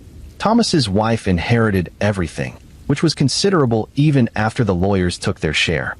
She moved to the beach house permanently, cut ties with everyone who had known her during her marriage, and lived quietly for the rest of her life. She gave a single interview, years later, in which she said that she had never loved Thomas but had never wished him dead either, and that the hardest part wasn't the loss but the public nature of it, the way her private humiliations became public record. Thomas's children struggled with his legacy. How do you mourn a father who was, by all accounts, a difficult and morally compromised person? How do you grieve someone whose death was the direct result of his own choices, his own cruelty, his own arrogance? They didn't have good answers to these questions, and neither does anyone else. What they did have was money and distance, and the ability to move away and start over somewhere else, where being Thomas Wexler's child wasn't the first thing people knew about them. One became a teacher. One became a nonprofit administrator. Both consciously chose lives that looked nothing like their father's, as if poverty of ambition might be a kind of penance for his sins. The fourth victim, Harold Vance, made Thomas Wexler look like a choir boy by comparison. Harold was 68 years old, a contractor and developer in Ironfield County who had built his fortune through a combination of hard work, political connections, and ruthless elimination of anyone who stood in his way. He had been sued 17 times over his career for everything from contract violations to environmental destruction to workplace safety violations that had resulted in worker deaths. He had won every case, or settled out of court with NDAs that ensured the plaintiffs could never speak publicly about what had happened. He was feared, respected in certain circles, and absolutely hated by a long list of people who had been crushed beneath his ambition. His business partner was a silent investor named Paul Grimm, a man who provided capital and political cover in exchange for a cut of the profits. His enemy was a former employee named Neil Carter, who had been fired 6 months earlier after complaining about unsafe conditions on a construction site, and then had the audacity to file a workplace safety complaint with the state. Harold had ruined Neil systematically and thoroughly. He blacklisted him with every contractor in the region. He filed spurious lawsuits that forced Neil to spend his savings on legal fees. He spread rumors about Neil's competence and character that made him unemployable. By September 2001, Neil Carter was bankrupt, divorced, living in his car, and consumed by rage at the man who had destroyed his life. Paul Grimm had his own grievances. Harold had been creative with the accounting in ways that funneled more money into his own pockets and less into Paul's. When Paul confronted him about it, Harold laughed in his face and told him to sue if he had a problem, knowing full well that Paul couldn't sue without exposing his own questionable financial dealings to scrutiny he couldn't afford. The murder was planned by two men who had never met but who shared a common enemy. Neil wanted revenge. Paul wanted money. Together, without ever explicitly acknowledging what they were planning, they created a situation where Harold Vance would die and both of them would benefit. The actual killing happened on September 20th in Harold's home office, staged to look like a burglary gone wrong. Neil broke in through a basement window that Paul had made sure was unlocked earlier that day during a business meeting. Harold was working late, as he often did, alone in a house that was too big for one person. Neil came up behind him and hit him with a piece of pipe, multiple times, with more force than was strictly necessary to kill him. Harold Vance died on the floor of his office, skull fractured, surrounded by the contracts and financial records that documented a lifetime of predatory behavior. Neil took some cash and jewelry to make the burglary look legitimate, and left through the same window he had entered. Paul Grimm, safely home with an alibi, waited for the phone call that would tell him the problem had been solved. The investigation went nowhere for months. Harold had so many enemies that the suspect pool was essentially infinite. Neil had been careful not to leave evidence. Paul had never been anywhere near the scene. Without witnesses or forensics or any clear motive beyond Harold Vance was a terrible person and lots of people wanted him dead, the case stalled. But Neil couldn't keep his mouth shut. Revenge that nobody knows about isn't really revenge at all, is it? It's just violence. And Neil needed people to know what he had done, needed Harold's other victims to know that someone had finally made him pay. He started drinking in bars where construction workers gathered, started telling stories that were vague enough to maintain deniability, but specific enough that people started wondering. He told one person too many, and that person told someone else, and eventually the whispers reached a detective who was still working Harold Vance's murder. Neil was arrested 18 months after the killing. He confessed within hours, not because he was pressed, but because he seemed almost eager to tell the story. He described the planning, the execution, the satisfaction of watching Harold die. He showed no remorse whatsoever. When asked if he regretted his actions, he said the only thing he regretted was not making Harold suffer more. Paul Grimm's involvement took longer to uncover, but Neil's confession included details about the unlocked window, about timing that suggested inside knowledge. Investigators started looking at people who had access to Harold's house, and Paul's name came up. Financial records showed communications between Paul and Neil that predated the murder. Phone records showed calls at suspicious times. Paul was arrested 6 months after Neil, and unlike Neil, he fought the charges every step of the way. His trial was a spectacle.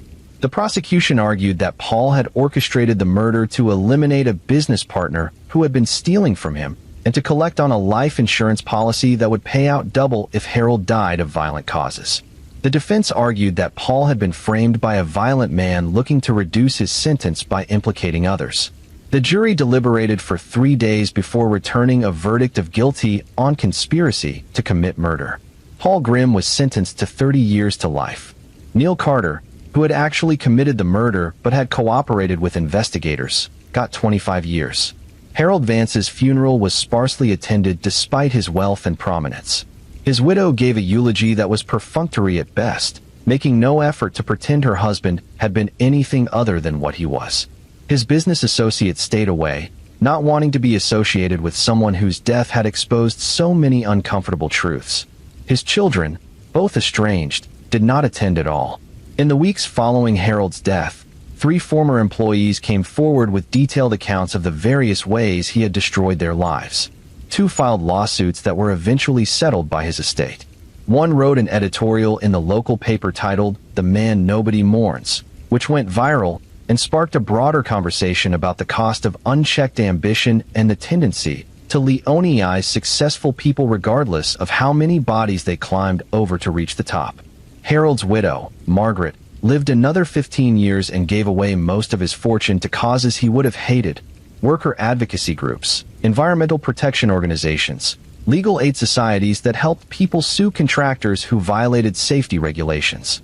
She said in an interview that she had spent 30 years married to a monster, and the least she could do was try to undo some of the damage he had caused.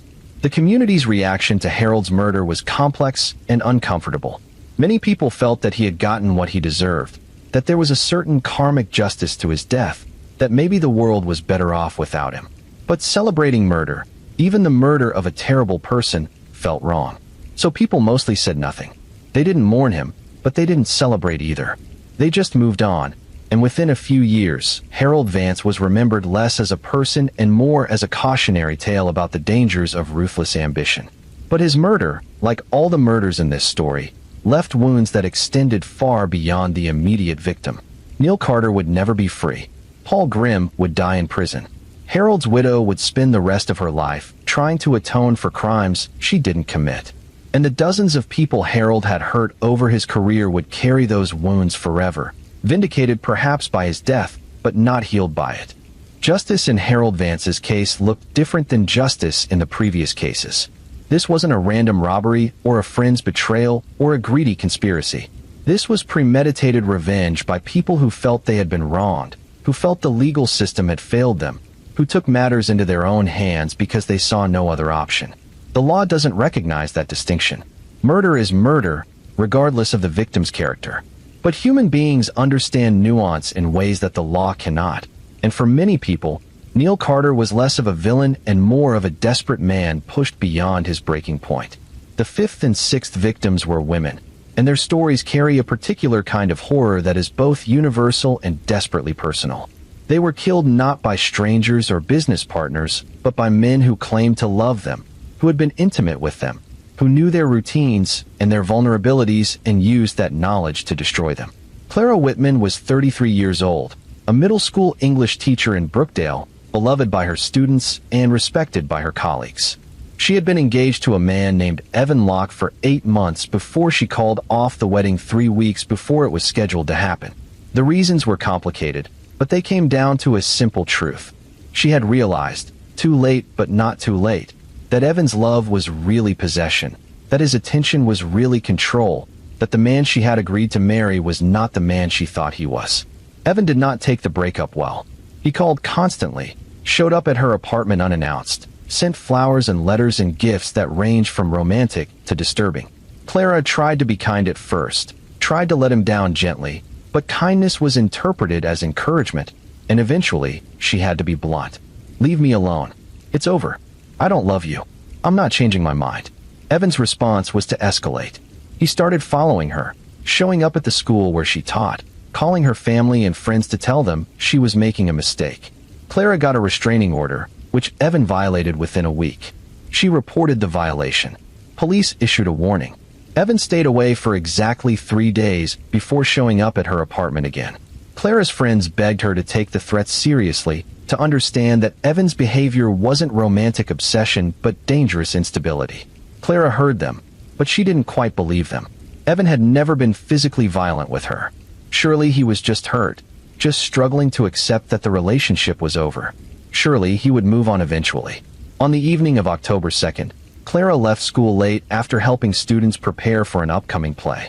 She walked to her car in the mostly empty parking lot, a walk she had made hundreds of times without incident. Evan was waiting by her car. They argued. She told him, one final time, to leave her alone. He pulled a knife. She tried to run. She didn't make it far. Clara Whitman died in that parking lot, stabbed 17 times by a man who had claimed to love her more than life itself. Evan didn't run. He stood there, covered in her blood, until school security found them both. He seemed almost catatonic, as if he couldn't quite process what he had done, as if the reality of her death hadn't yet penetrated the fantasy he had constructed in his head. At trial, Evan's defense attorney tried to argue temporary insanity, claimed his client had suffered a psychotic break brought on by the stress of the breakup. The prosecution argued premeditation, pointed to the knife Evan had brought with him, pointed to the pattern of escalating threats, pointed to the 17 stab wounds which suggested not a momentary loss of control, but sustained, deliberate violence. The jury took 2 hours to convict him of first-degree murder. He was sentenced to life without parole. He would die in prison, and nobody outside his immediate family would mourn him. Clara's death sparked a reckoning in Brookdale about how the community handled domestic violence and stalking. Police procedures were reviewed and revised. Training was improved. Resources were allocated for victims of stalking and harassment. None of it brought Clara back, but it might have saved other lives, and sometimes that has to be enough. Clara's students organized a memorial service that hundreds of people attended. They read poems she had taught them, shared stories about her kindness and her patience, and the way she made them feel seen and heard. They planted a tree in the schoolyard with a plaque that read, "In memory of Ms. Whitman, who taught us to find our voices." The tree is still there, 20 years later, a living reminder that some deaths echo forward in time, changing things in ways that the victim never knew about. But Clara's family never recovered. Her parents aged a decade in a year. Her sister developed severe anxiety and depression that would plague her for the rest of her life. Her friends carried guilt that maybe they should have done more, should have insisted harder, should have found a way to make Clara understand the danger she was in. That guilt was irrational, of course. Clara had made her own decisions based on the information she had, and Evan alone bore responsibility for her death.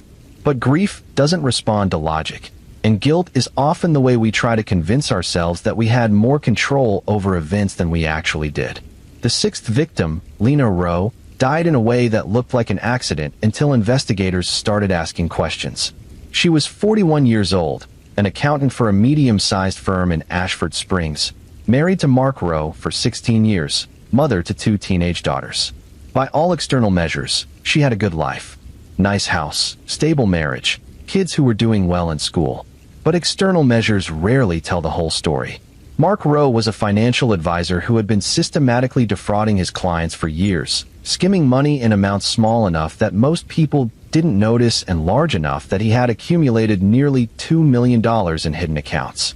Lena discovered the fraud in late August when she was helping Mark organize tax documents and came across statements for accounts she didn't recognize. She confronted him. He initially denied everything, but when she threatened to go to the police, he broke down and confessed. He begged her not to turn him in, promised he would return the money, swore he had only done it to provide for their family. Lena gave him 2 weeks to figure out how to make things right. If he couldn't, she would report him herself. Mark spent those 2 weeks not figuring out how to return the money, but figuring out how to keep Lena quiet permanently. He was smart about it, methodical, careful. He researched methods that would look like accidents. He studied the layout of their home, the routines of their family, the times when he could be certain of being alone with Lena. On September 23rd, Mark suggested they go hiking together, just the two of them, like they used to do when they were younger. Lena agreed, happy that Mark seemed to be taking their crisis seriously, hopeful that maybe they could work through this together. They drove to a state park an hour from their home, parked in a mostly empty lot, and started up a trail that led to a scenic overlook. At the overlook, Mark pushed her. She fell 70 feet onto rocks below. She died instantly. Mark scrambled down to where her body lay, called 911 in hysterics, told them his wife had slipped and fallen, and he couldn't reach her, and he needed help immediately.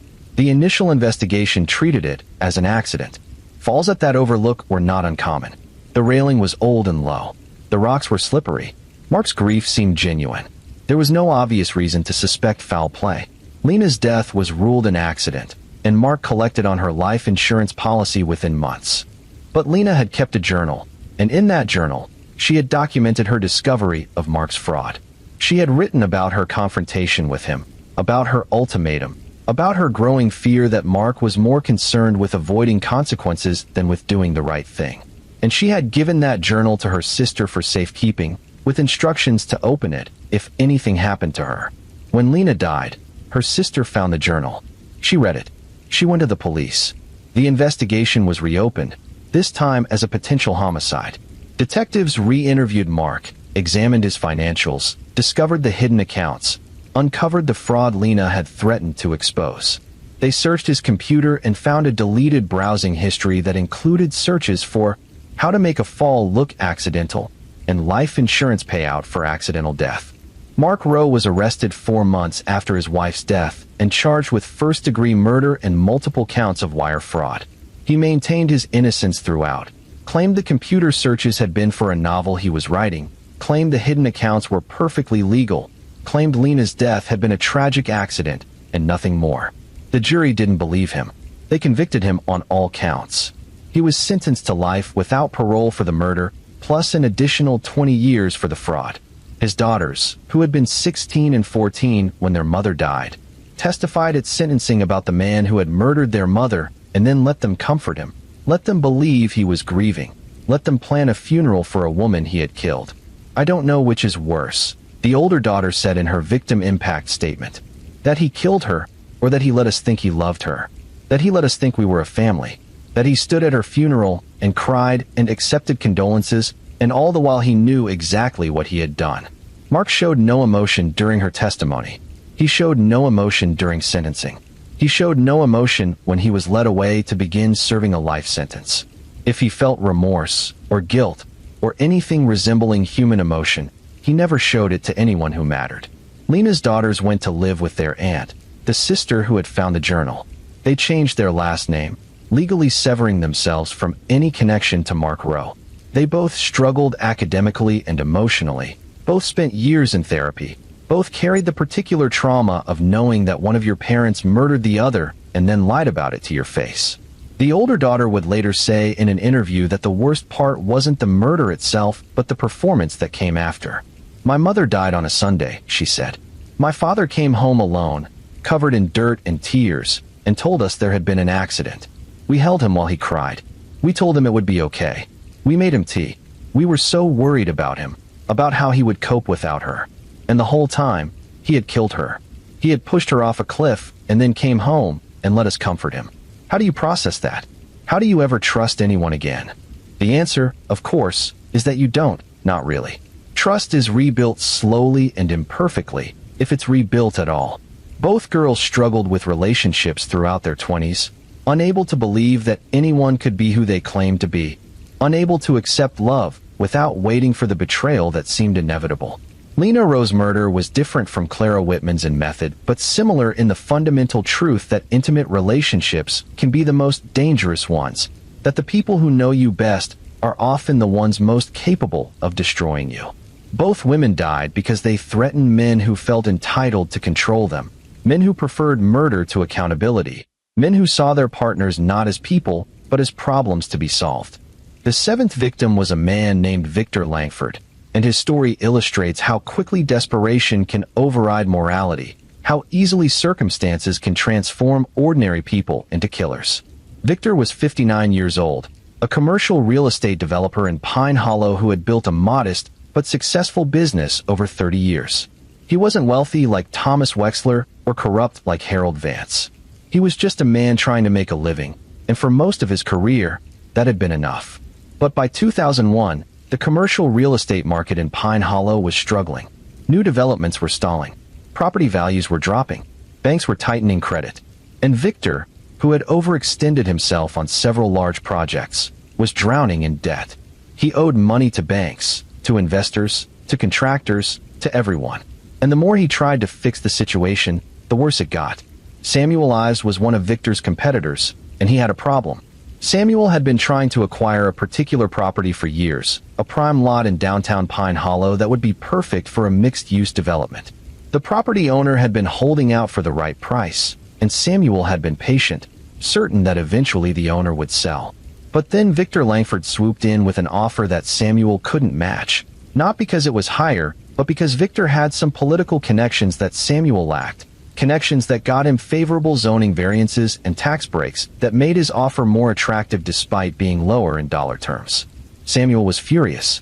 He had spent years cultivating that opportunity, and Victor had stolen it out from under him. He confronted Victor at a planning commission meeting, accused him of corruption, of backroom deals, of everything except what he was really angry about, which was being outmaneuvered. Victor tried to smooth things over. Business was business. No hard feelings. Maybe they could find a way to partner on future projects. Samuel wasn't interested in partnering. He wanted revenge. He wanted Victor to hurt the way he was hurting. The two men avoided each other for months, but Pine Hollow was a small enough town that avoidance was only possible for so long. They finally crossed paths on October 8th at a community event, both men there for networking purposes, both men exhausted from trying to keep their businesses afloat in an increasingly difficult market. They argued in the parking lot after the event ended. The argument started with business, but quickly became personal. Accusations were made. Insults were hurled. Victor said something about Samuel being a failure who blamed others for his own incompetence. Samuel said something about Victor being a corrupt thief who succeeded only by cheating. And then Samuel punched him. Once, hard, catching Victor on the jaw and sending him stumbling backward. Victor's head hit the concrete with a sound like a melon dropping. He went still. Samuel stood there, suddenly sober, suddenly terrified, suddenly understanding what he had done. Victor Langford died in that parking lot, not from the punch, but from the fall. A subdural hematoma that killed him before the ambulance could arrive. Samuel didn't run. He stayed there, kneeling beside Victor's body, repeating, "I didn't mean to," over and over until police arrived.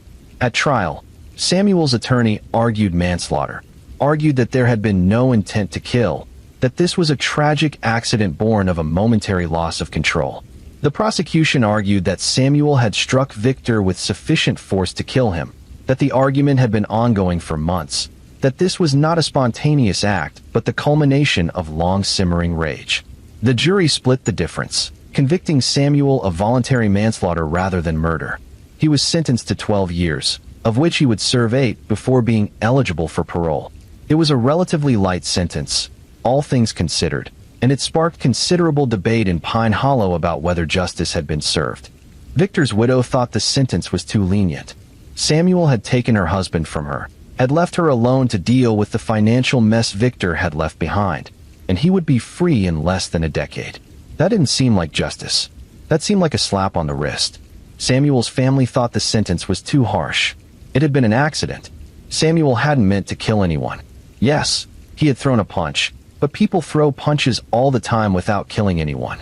The fact that Victor had hit his head was just terrible luck. Samuel was not a murderer, not really, and treating him like one was a miscarriage of justice. Both perspectives had merit. Both perspectives were also incomplete. The truth, as always, was more complicated than either narrative allowed. Samuel had intentionally struck Victor. That action had directly led to Victor's death. Under the law, that made Samuel responsible for that death, regardless of intent. But Samuel had also been pushed to a breaking point by stress and frustration and the feeling that life was fundamentally unfair. That didn't excuse his actions, but it explained them in ways that pure malice wouldn't. Victor's children, 3 adults in their 30s, struggled to make sense of their father's death. He had been killed over a business dispute, over money and property and pride. It seemed so pointless. Their father hadn't been perfect, but he hadn't deserved to die in a parking lot over a real estate deal. They sold his business at a loss, paid off what debts they could, and moved on with their lives. But the shadow of his death followed them. One developed severe anxiety about conflict, unable to engage in even minor disagreements without fearing they would escalate to violence. One became obsessed with the idea of justice, going to law school, and becoming a prosecutor who specialized in cases of manslaughter and assault. One simply closed off emotionally, refusing to talk about their father or his death or anything related to it. Samuel Ives served his 8 years and was released on parole in 2009. He moved to a different state, changed careers, and tried to build a life that bore no resemblance to the one he had destroyed. But some things can't be undone. Some mistakes are too big to move past. He would always be the man who killed Victor Langford, regardless of the circumstances or the lack of premeditation or the fact that he had served his time. The 8th and final victim was a man named Derek Hale, and his murder demonstrated how quietly desperation can grow, how invisibly it can consume someone, how suddenly it can explode into violence. Derek was 47 years old, a successful insurance broker in Eastborough who employed a small staff of agents and assistants.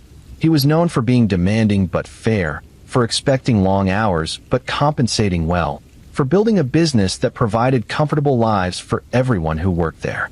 One of those employees was Naomi Brooks, 31 years old, Derek's personal assistant for 5 years.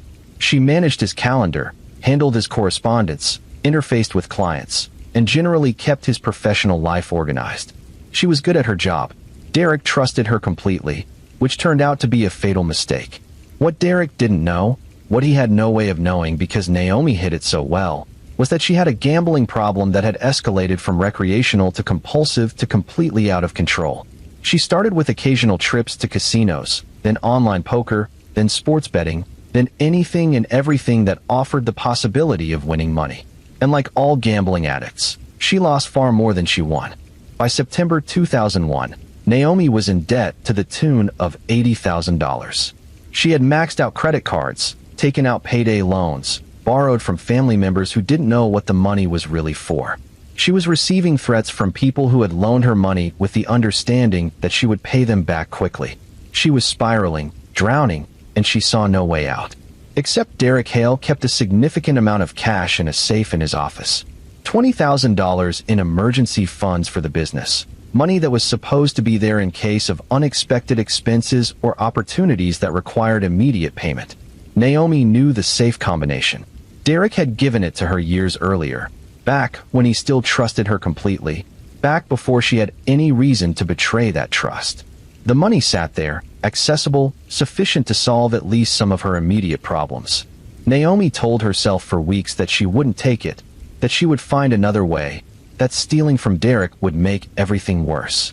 But desperation has a way of overriding conscience, and eventually, she convinced herself that borrowing the money was a reasonable solution. She would take it, pay off her most urgent debts, and then slowly replace it before Derek ever noticed it was gone. On the evening of October 10th, Naomi stayed late at the office, as she often did. Derek was there too, working on a proposal for a major client. Around 8 p.m., Naomi made her move. She went to Derek's office, opened the safe, and took the money. But Derek heard her. He came in to see what she was doing. He saw the open safe, the cash in her hands, and he understood immediately what was happening. "Naomi," he said, his voice more sad than angry. "What are you doing?" She tried to explain. The debt. The threats. The desperation. She was going to pay it back. She wasn't stealing, just borrowing. She would replace it. He had to understand. Derek didn't understand, or if he did, it didn't matter. Theft was theft, regardless of the motivation. He told her to put the money back. She begged him not to call the police. He said he didn't want to, but she had forced his hand. She had betrayed his trust. She had to face consequences. Naomi panicked. She grabbed a paperweight from Derek's desk, a heavy glass sphere that had been a gift from a client.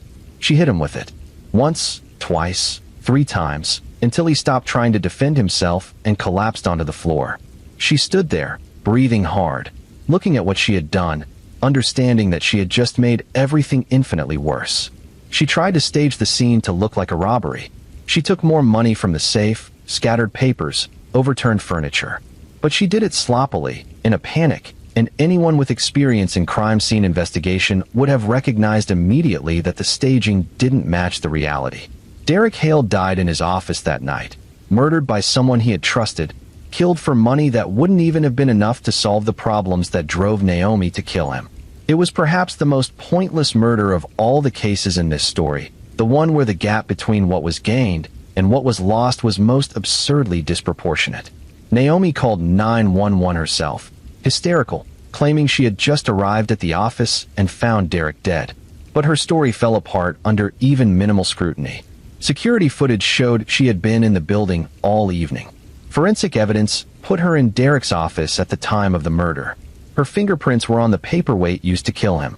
The staged robbery was so obviously staged that investigators barely wasted time considering it as a possibility.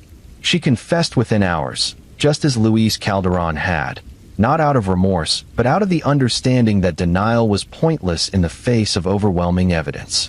She told detectives everything. The gambling, the debt, the plan to borrow the money, the confrontation, the panic, the murder. She cried throughout her confession, but whether those tears were for Derek or for herself was unclear. At trial, Naomi's defense attorney tried to argue that she had been suffering from a psychological disorder, that the stress of her gambling addiction had impaired her judgment, that she deserved treatment rather than punishment. The prosecution argued that she had made a series of deliberate choices that culminated in murder, that her gambling addiction didn't excuse her actions, that Derek Hale deserved justice. The jury convicted her of second-degree murder. She was sentenced to 25 years to life. She would be eligible for parole in 2026, at which point she would be 56 years old. Whether she would be granted parole remained to be seen. Derek's wife sold the business and used the proceeds to establish a foundation that provided support services for gambling addicts. It was her way of making sense of senseless tragedy, of trying to ensure that Derek's death might prevent other deaths, other ruined lives, other moments of desperate violence born of unaddressed addiction. Derek's clients struggled to understand how the man who had managed their insurance portfolios could have been murdered by his own assistant over $20,000. It seemed impossible. Derek had been successful, well-liked, the kind of person who made everyone around him feel competent and valued. How could someone who worked closely with him, who benefited from his trust and generosity, have killed him? The answer, of course, was that addiction doesn't care about gratitude or loyalty or any of the normal bonds that hold civilization together. Addiction is a fire that consumes everything in its path, relationships and morality, and the ability to distinguish between solutions and disasters. Naomi Brooks had been a good person once, probably. She had been a competent employee, a trusted assistant, someone Derek relied on. But addiction had transformed her into something else, something desperate and dangerous and ultimately deadly. Her case sparked conversations about workplace dynamics and the pressure people feel to hide their problems from their employers. If Naomi had felt comfortable asking Derek for help, if she had admitted her gambling problem before it spiraled out of control, would he have helped her? Almost certainly. Would she still be free? Yes. Would Derek still be alive? Yes. But she didn't ask, and he didn't know. And the gap between the help that might have been offered and the help that was never requested became the space where tragedy flourished. These 8 murders, different in detail but similar in their fundamental tragedy, shared a common thread beyond the timing. They were all preventable, not in the sense that the victims could have done anything differently, but in the sense that small interventions at crucial moments might have changed everything. If police had been able to respond more quickly to Ethan Cole's murder scene, might they have caught his killers before they disappeared?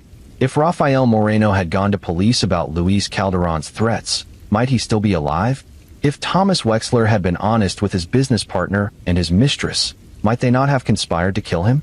If Harold Vance had treated people with basic decency, might Neil Carter have found a different outlet for his rage? If someone had taken Clara Whitman's fears about Evan Locke seriously, might she have survived? If Lena Rowe had reported her husband's fraud immediately rather than giving him time to plan her murder, might she be alive? If Victor Langford and Samuel Ives had found a way to resolve their business dispute without violence, might both men have continued their lives?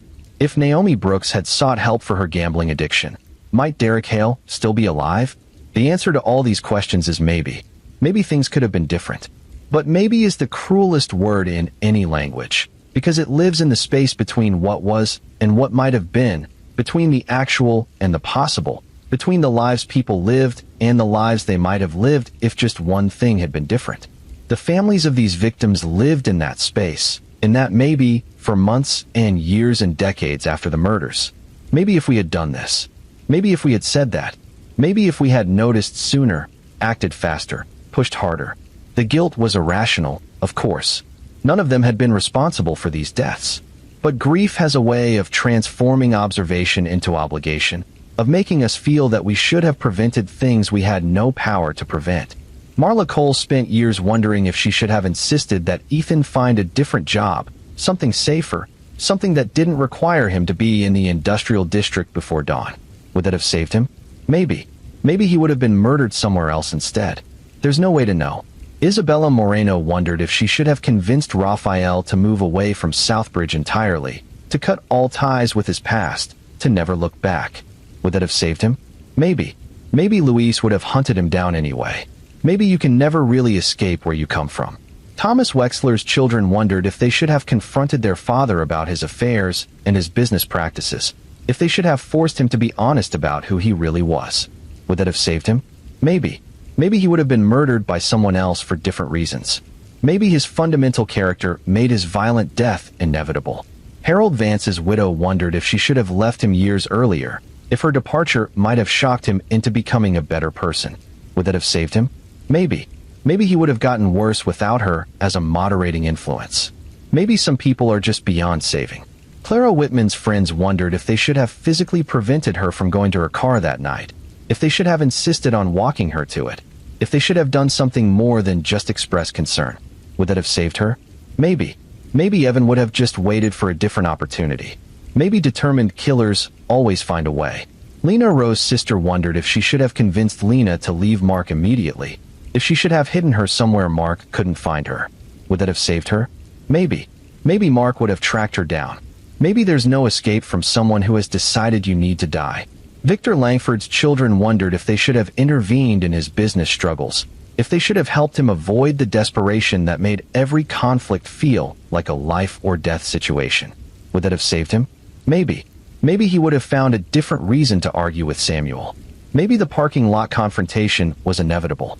Derek Hale's wife wondered if she should have noticed Naomi's gambling problem, if she should have said something to Derek about warning signs that maybe weren't as invisible as Naomi thought they were. Would that have saved him? Maybe. Maybe Naomi would have found a different way to get money. Maybe desperation always finds an outlet. These families carried their maybes like stones, heavy and sharp, wearing grooves into their daily lives. They carried them to work, to bed, to family gatherings where they tried and failed to be present in conversations that felt trivial compared to the enormous absence at the center of their lives. They carried them through therapy sessions and support groups, and quiet moments alone when the weight of what had been lost became briefly, unbearably clear. But the truth that nobody wanted to say out loud, the truth that felt too cruel to acknowledge, was that these maybes were lies. Not intentional lies, but lies nonetheless. The past was fixed. The murders had happened. The victims were dead. No amount of hypothetical intervention could change that. The maybes were just a way of trying to exert control over a past that had been fundamentally uncontrollable, a way of believing that if they had just been smarter or faster or more observant, they could have prevented the unpreventably. Grief counselors tried to explain this. Trauma therapists tried to work through it. Well-meaning friends tried to reassure them that they had done nothing wrong. But knowing something intellectually and accepting it emotionally are two very different things, and for many of these families, the gap between knowledge and acceptance was a chasm they never quite managed to cross. The weeks following September 11th, 2001, were a strange time in American history. The entire nation was traumatized, collectively grieving, struggling to process an event that seemed to exceed the capacity of language to describe it. Media coverage was nonstop. Politicians made speeches. Vigils were held. Flags flew at half-mast. The dead were counted and recounted, and eventually memorialized in ways that were meant to be permanent. And in the middle of this collective trauma, 8 families were dealing with their own private tragedies, trying to grieve in a world that had no attention left to give them. Their losses were real, but they felt somehow less real in comparison to the losses that dominated every conversation.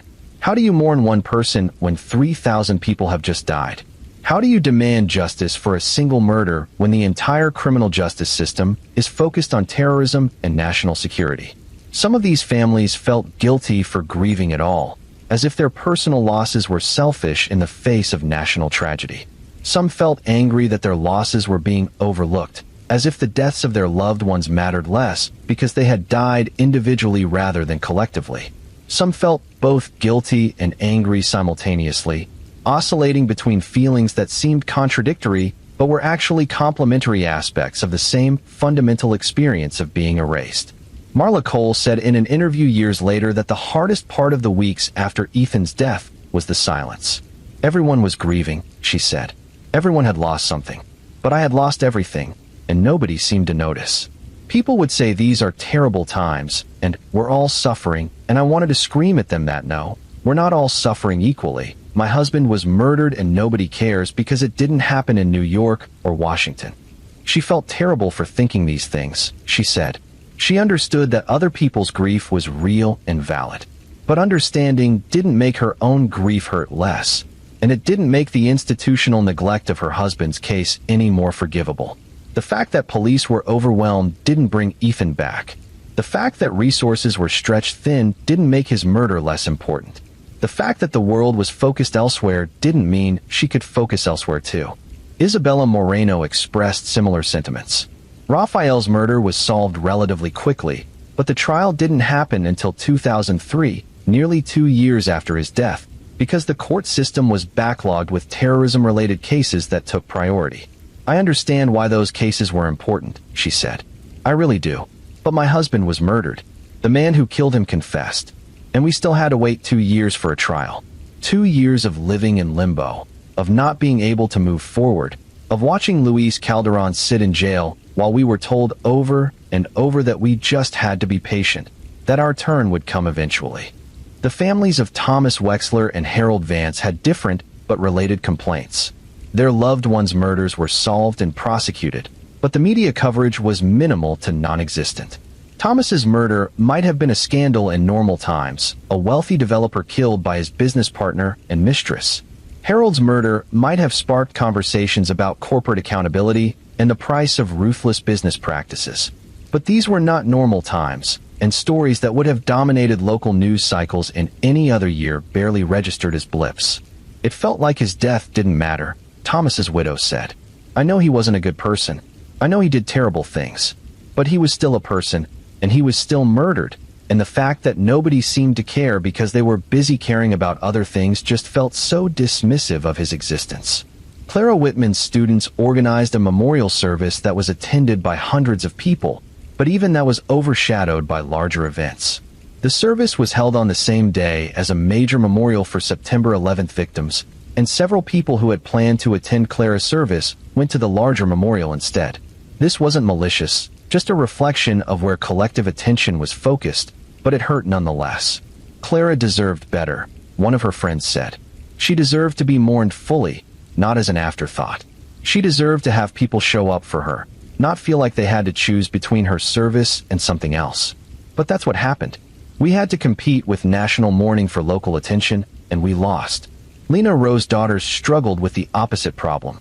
Their father's arrest and trial generated significant local media attention because of the sensational details.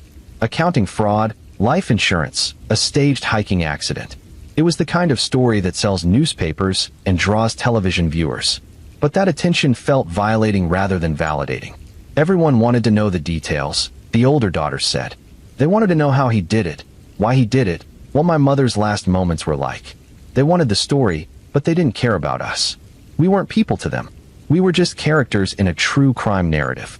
This is perhaps the final tragedy of these cases, beyond the murders themselves and the grief they caused. The victims became stories. Their lives were reduced to plot points. Their deaths were processed through the lens of entertainment or moral instruction or political argument. They stopped being people and became symbols, examples, cautionary tales. Ethan Cole became a symbol of working-class Americans killed by random violence that goes unsolved because police resources are stretched too thin. Rafael Moreno became a symbol of the impossibility of escaping your past. Thomas Wexler became a symbol of corruption getting its comeuppance. Harold Vance became a symbol of how the powerful eventually face justice. Clara Whitman became a symbol of domestic violence and the failures of the restraining order system. Lena Rowe became a symbol of women betrayed by the men they trusted. Victor Langford became a symbol of how quickly things can spiral out of control. Derek Hale became a symbol of addiction's hidden costs.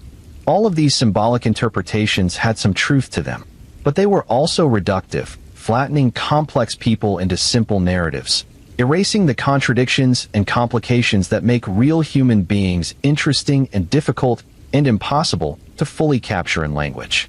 Ethan Cole was a working-class victim of random violence, yes, but he was also a father who told terrible jokes and a husband who left love notes in his wife's lunch bag, and a foreman who mentored young workers and made sure they understood that construction sites could be dangerous if you didn't pay attention.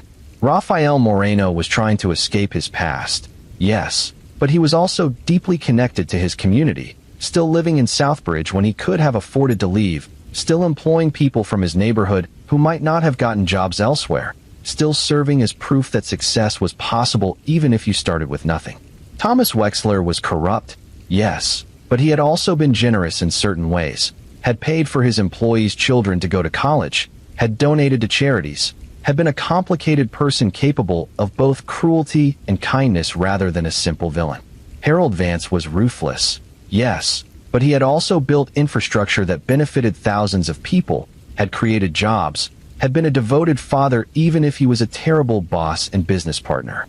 Clara Whitman was a victim of domestic violence, yes, but she was also a teacher who changed lives, a friend who showed up when people needed her, a daughter who called her parents every Sunday without fail. Lena Rowe was betrayed by her husband, yes, but she was also a mother who made pancakes shaped like animals, and a sister who never forgot birthdays, and an accountant who helped elderly clients navigate tax forms they couldn't understand alone. Victor Langford was a man brought down by desperation, yes, but he was also someone who had built a business that employed dozens of people and provided for his family, and was by all accounts a decent person most of the time. Derek Hale was killed by an employee with a gambling addiction, yes, but he was also a husband who took his wife on anniversary trips, and a boss who remembered everyone's birthday, and an uncle who showed up at every single one of his nieces' and nephews' sporting events. These complexities, these contradictions, these fuller portraits of who these people actually were get lost when we turn real lives into stories. And the families of the victims felt this loss acutely, felt like the people they loved were being stolen from them a second time, replaced by simplified versions that fit more neatly into narratives, but bore less resemblance to reality. Everyone thinks they know who Ethan was, Marla Cole said. They read about him being killed in a robbery, and they think that tells them everything they need to know. But it doesn't. It doesn't tell them about how he sang in the shower, or how he always bought flowers on his way home from work, or how he was teaching our son to build furniture. They don't know him. They know what happened to him. Those are not the same thing. This is true of all 8 victims. What happened to them became the thing that defined them, at least in public memory. Their deaths overshadowed their lives. The manner of their dying became more important than the manner of their living. And while this is perhaps inevitable to some degree, while trauma and tragedy naturally attract more attention than ordinary existence, it still felt like an injustice to the people who loved them. The killers, conversely, achieved a kind of immortality through their crimes. Luis Calderon would be remembered long after Rafael Moreno was forgotten by most people. Alan Pierce and Lydia Frost would be remembered long after Thomas Wexler faded from public memory. Neil Carter's name would be linked forever with Harold Vance, and in some ways, Neil would be remembered more clearly than Harold himself. Evan Locke would be remembered long after most people forgot Clara Whitman's name. Mark Rowe would be remembered longer than Lena. Samuel Ives would be remembered longer than Victor. Naomi Brooks would be remembered longer than Derek. This inversion, where the killer becomes more memorable than the victim, is another cruelty inherent in how we process violent crime. We remember the person who acted, not the person who was acted upon. We remember the moment of violence, not the years of life that preceded it. We remember the how and the why of death much more clearly than we remember the what and who of life. Some of the families fought against this. They started foundations in their loved ones' names. They gave interviews. They wrote books and op-eds and blog posts. They tried to control the narrative, to ensure that when people thought about their loved ones, they thought about more than just the manner of their death.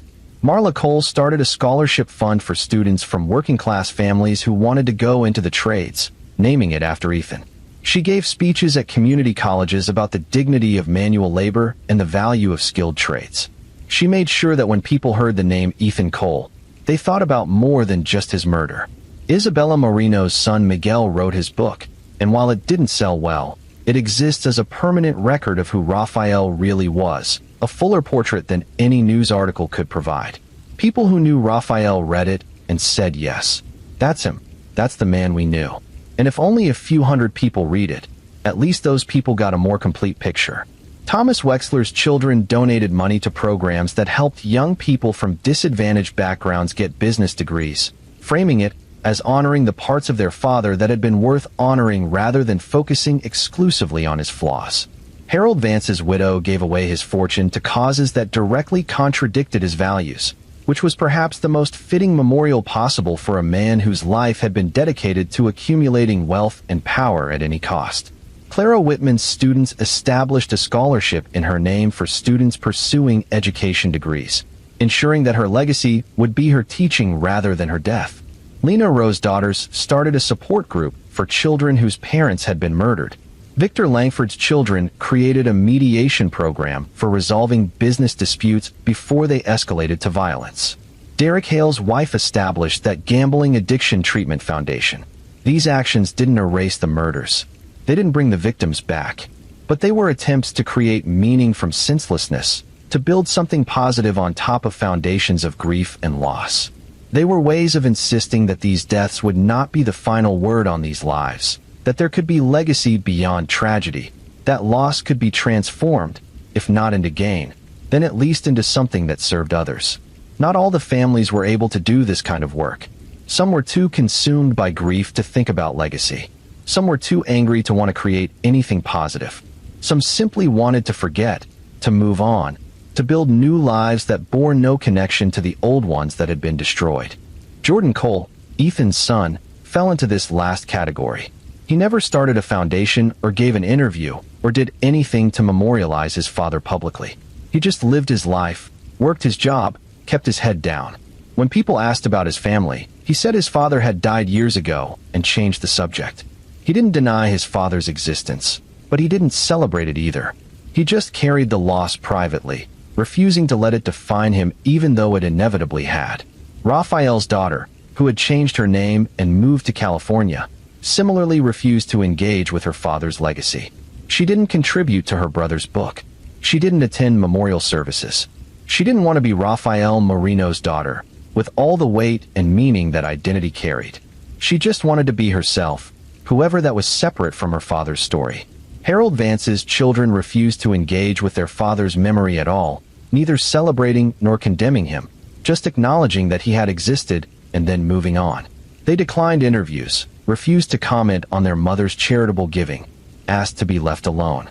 They had spent their entire lives as Harold Vance's children, and now that he was dead, they just wanted to be people with no particular connection to anyone famous or infamous.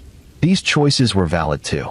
Not everyone needs to build memorials or start foundations or engage in public commemoration. Sometimes healing looks like walking away, like refusing to let the past define the present, like insisting on privacy in a world that wants to turn every tragedy into a public spectacle. The killers, meanwhile, served their sentences in various states of remorse, defiance, or indifference.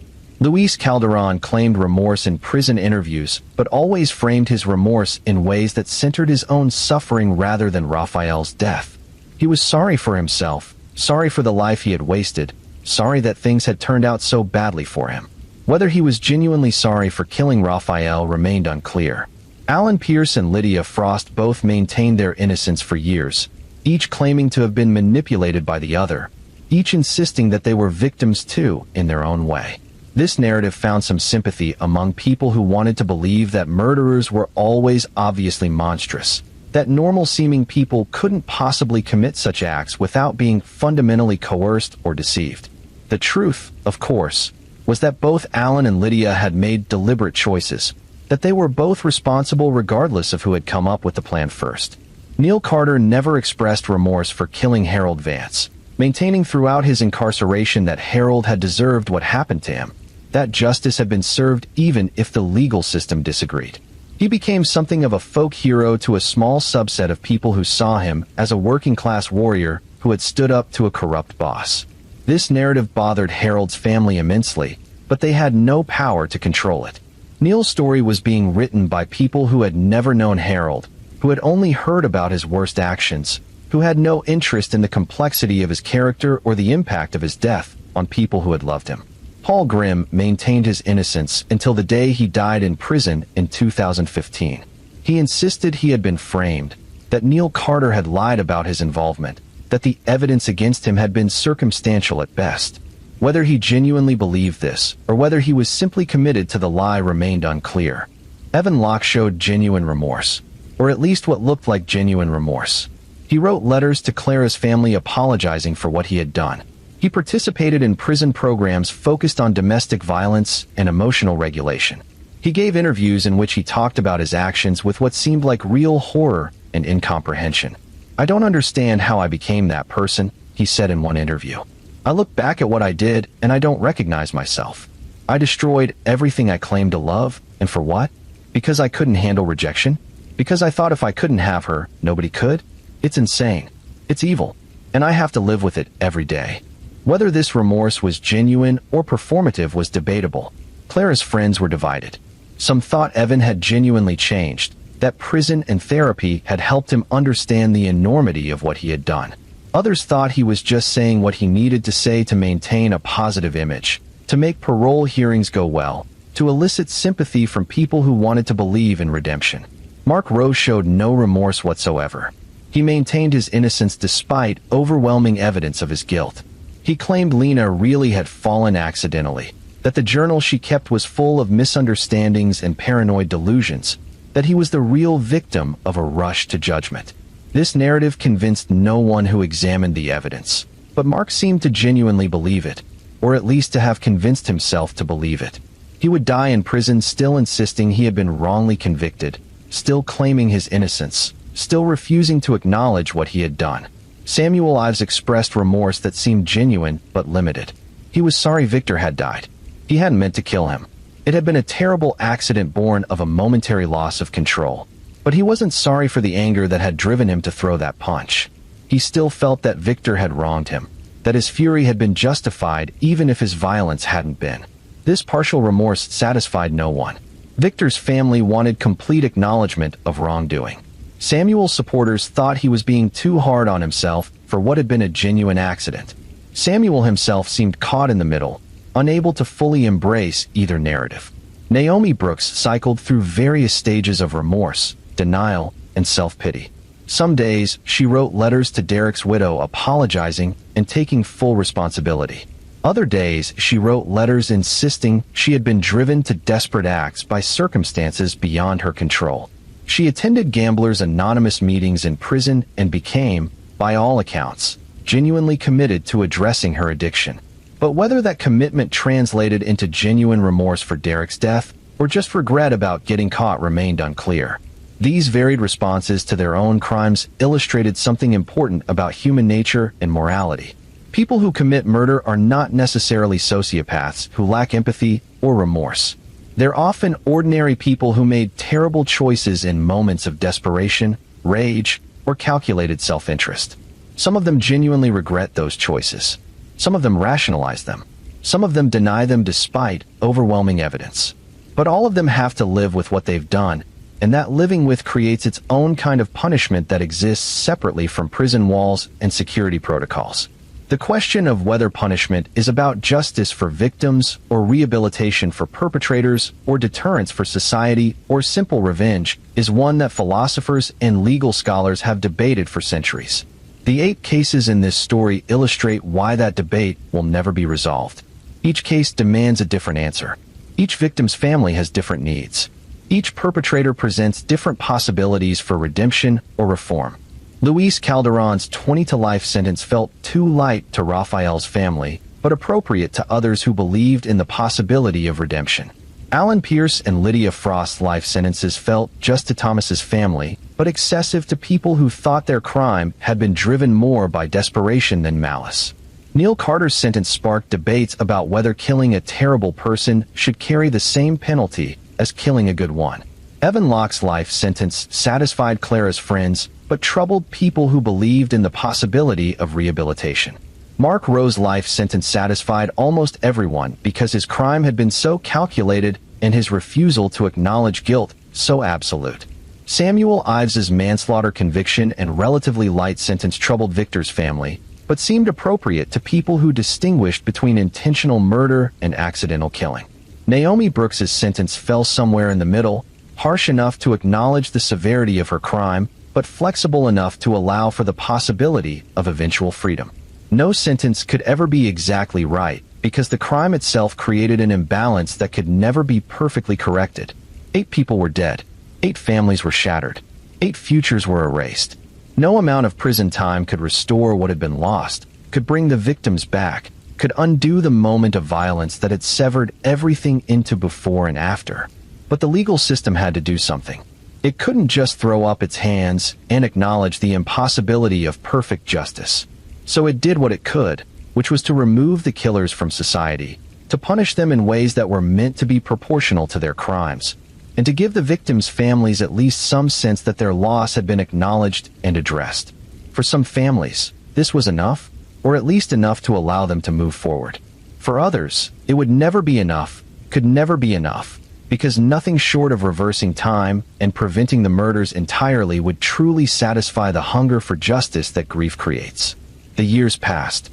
The killers aged in prison, their lives reduced to routines and regulations, and the slow accumulation of days that all looked basically the same. The families aged outside prison, building new lives on foundations that would always be cracked by loss, but that could still support something resembling normalcy if they were careful about how much weight they put on certain parts. Marla Cole eventually started dating again, 15 years after Ethan's death. She felt guilty about it at first, as if moving on romantically was somehow betraying Ethan's memory. But her therapist helped her understand that healing didn't mean forgetting, that building a new life didn't diminish the old one, that she deserved happiness even though happiness had been stolen from her once before. Jordan eventually reconciled with his mother, though their relationship never quite returned to what it had been before Ethan's death. Some fractures heal but leave visible scars. Some distances close but never completely disappear. They spoke regularly, saw each other on holidays, maintained the kind of functional but slightly distant relationship that many adult children have with their parents. It wasn't ideal, but it was better than the years of silence and resentment. Isabella Moreno never remarried. She said in an interview that she had loved Rafael too much to try to replace him, that she would rather be alone with her memories than partnered with someone who could never measure up. This decision troubled her children, who worried about her being lonely, but Isabella insisted she was fine. She had friends. She had her work. She had a life that was meaningful even if it wasn't the life she had planned. Miguel Moreno became a professor of sociology, teaching courses about class and mobility and the American dream. His book about Rafael became required reading in some of his classes. and he would sometimes see students in office hours who wanted to talk about how the book had affected them, how it had made them think differently about their own families and histories. This was its own kind of legacy, perhaps more valuable than sales numbers or critical acclaim. Thomas Wexler's children stayed in contact with each other, but rarely discussed their father.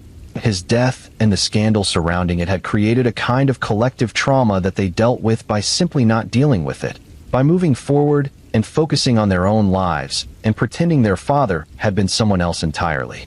Harold Vance's children similarly avoided discussing their father, though they were privately grateful that their mother had used his fortune for good. It didn't redeem him, but it at least meant that his life's work had ultimately served causes he would have hated, which felt like a small measure of cosmic justice. Clara Whitman's memory lived on through her students, many of whom became teachers themselves and cited her as their inspiration. They told stories about her at their own students' graduations, passing forward the legacy of a teacher who had seen potential in everyone and had worked tirelessly to help people realize that potential. It was the kind of immortality that teachers dream of, the knowledge that their influence echoes forward through generations, shaping lives they never directly touched. Lena Rose's daughters both struggled through their 20s and early 30s, but eventually found stability in their 40s. One became a therapist specializing in trauma and loss. The other became an advocate for children of incarcerated parents, working to reform policies that punished children for their parents' crimes. Both credited their mother with teaching them resilience, though they wished desperately that they had never needed that lesson. Victor Langford's children stayed involved in the mediation program they had started in his name, and over the years, it helped resolve hundreds of disputes before they could escalate to violence. Each successful mediation felt like a small repudiation of the senseless violence that had killed their father, proof that conflict could be resolved through dialogue rather than destruction. Derek Hale's wife remarried after several years, to a man who understood her grief and didn't try to compete with Derek's memory. She continued running the Gambling Addiction Foundation, which grew into one of the most respected treatment resources in the region. She said in an interview that the foundation was both her memorial to Derek and her attempt to prevent other families from experiencing what she had experienced. Every person they helped represented a potential murder prevented, a family saved from destruction. These forward movements, these attempts to build meaning from loss, were acts of extraordinary courage even though they might not have looked that way from the outside. It's easy to assume that time heals all wounds, that grief eventually fades, that people just naturally move on. But the reality is much harder than that. Moving on requires deliberate effort. It requires choosing, every day, to engage with life even when life has proven itself to be cruel and random and capable of destroying everything you value in an instant. The families of these 8 victims made that choice, over and over, for years and decades. They got up in the morning even when staying in bed seemed easier. They went to work even when work seemed pointless. They attended celebrations even when celebration felt impossible. They maintained relationships even when relationships felt risky. They loved again even when love had proven itself to be temporary and fragile and capable of ending in violence. This isn't to say they were always successful or that they never faltered.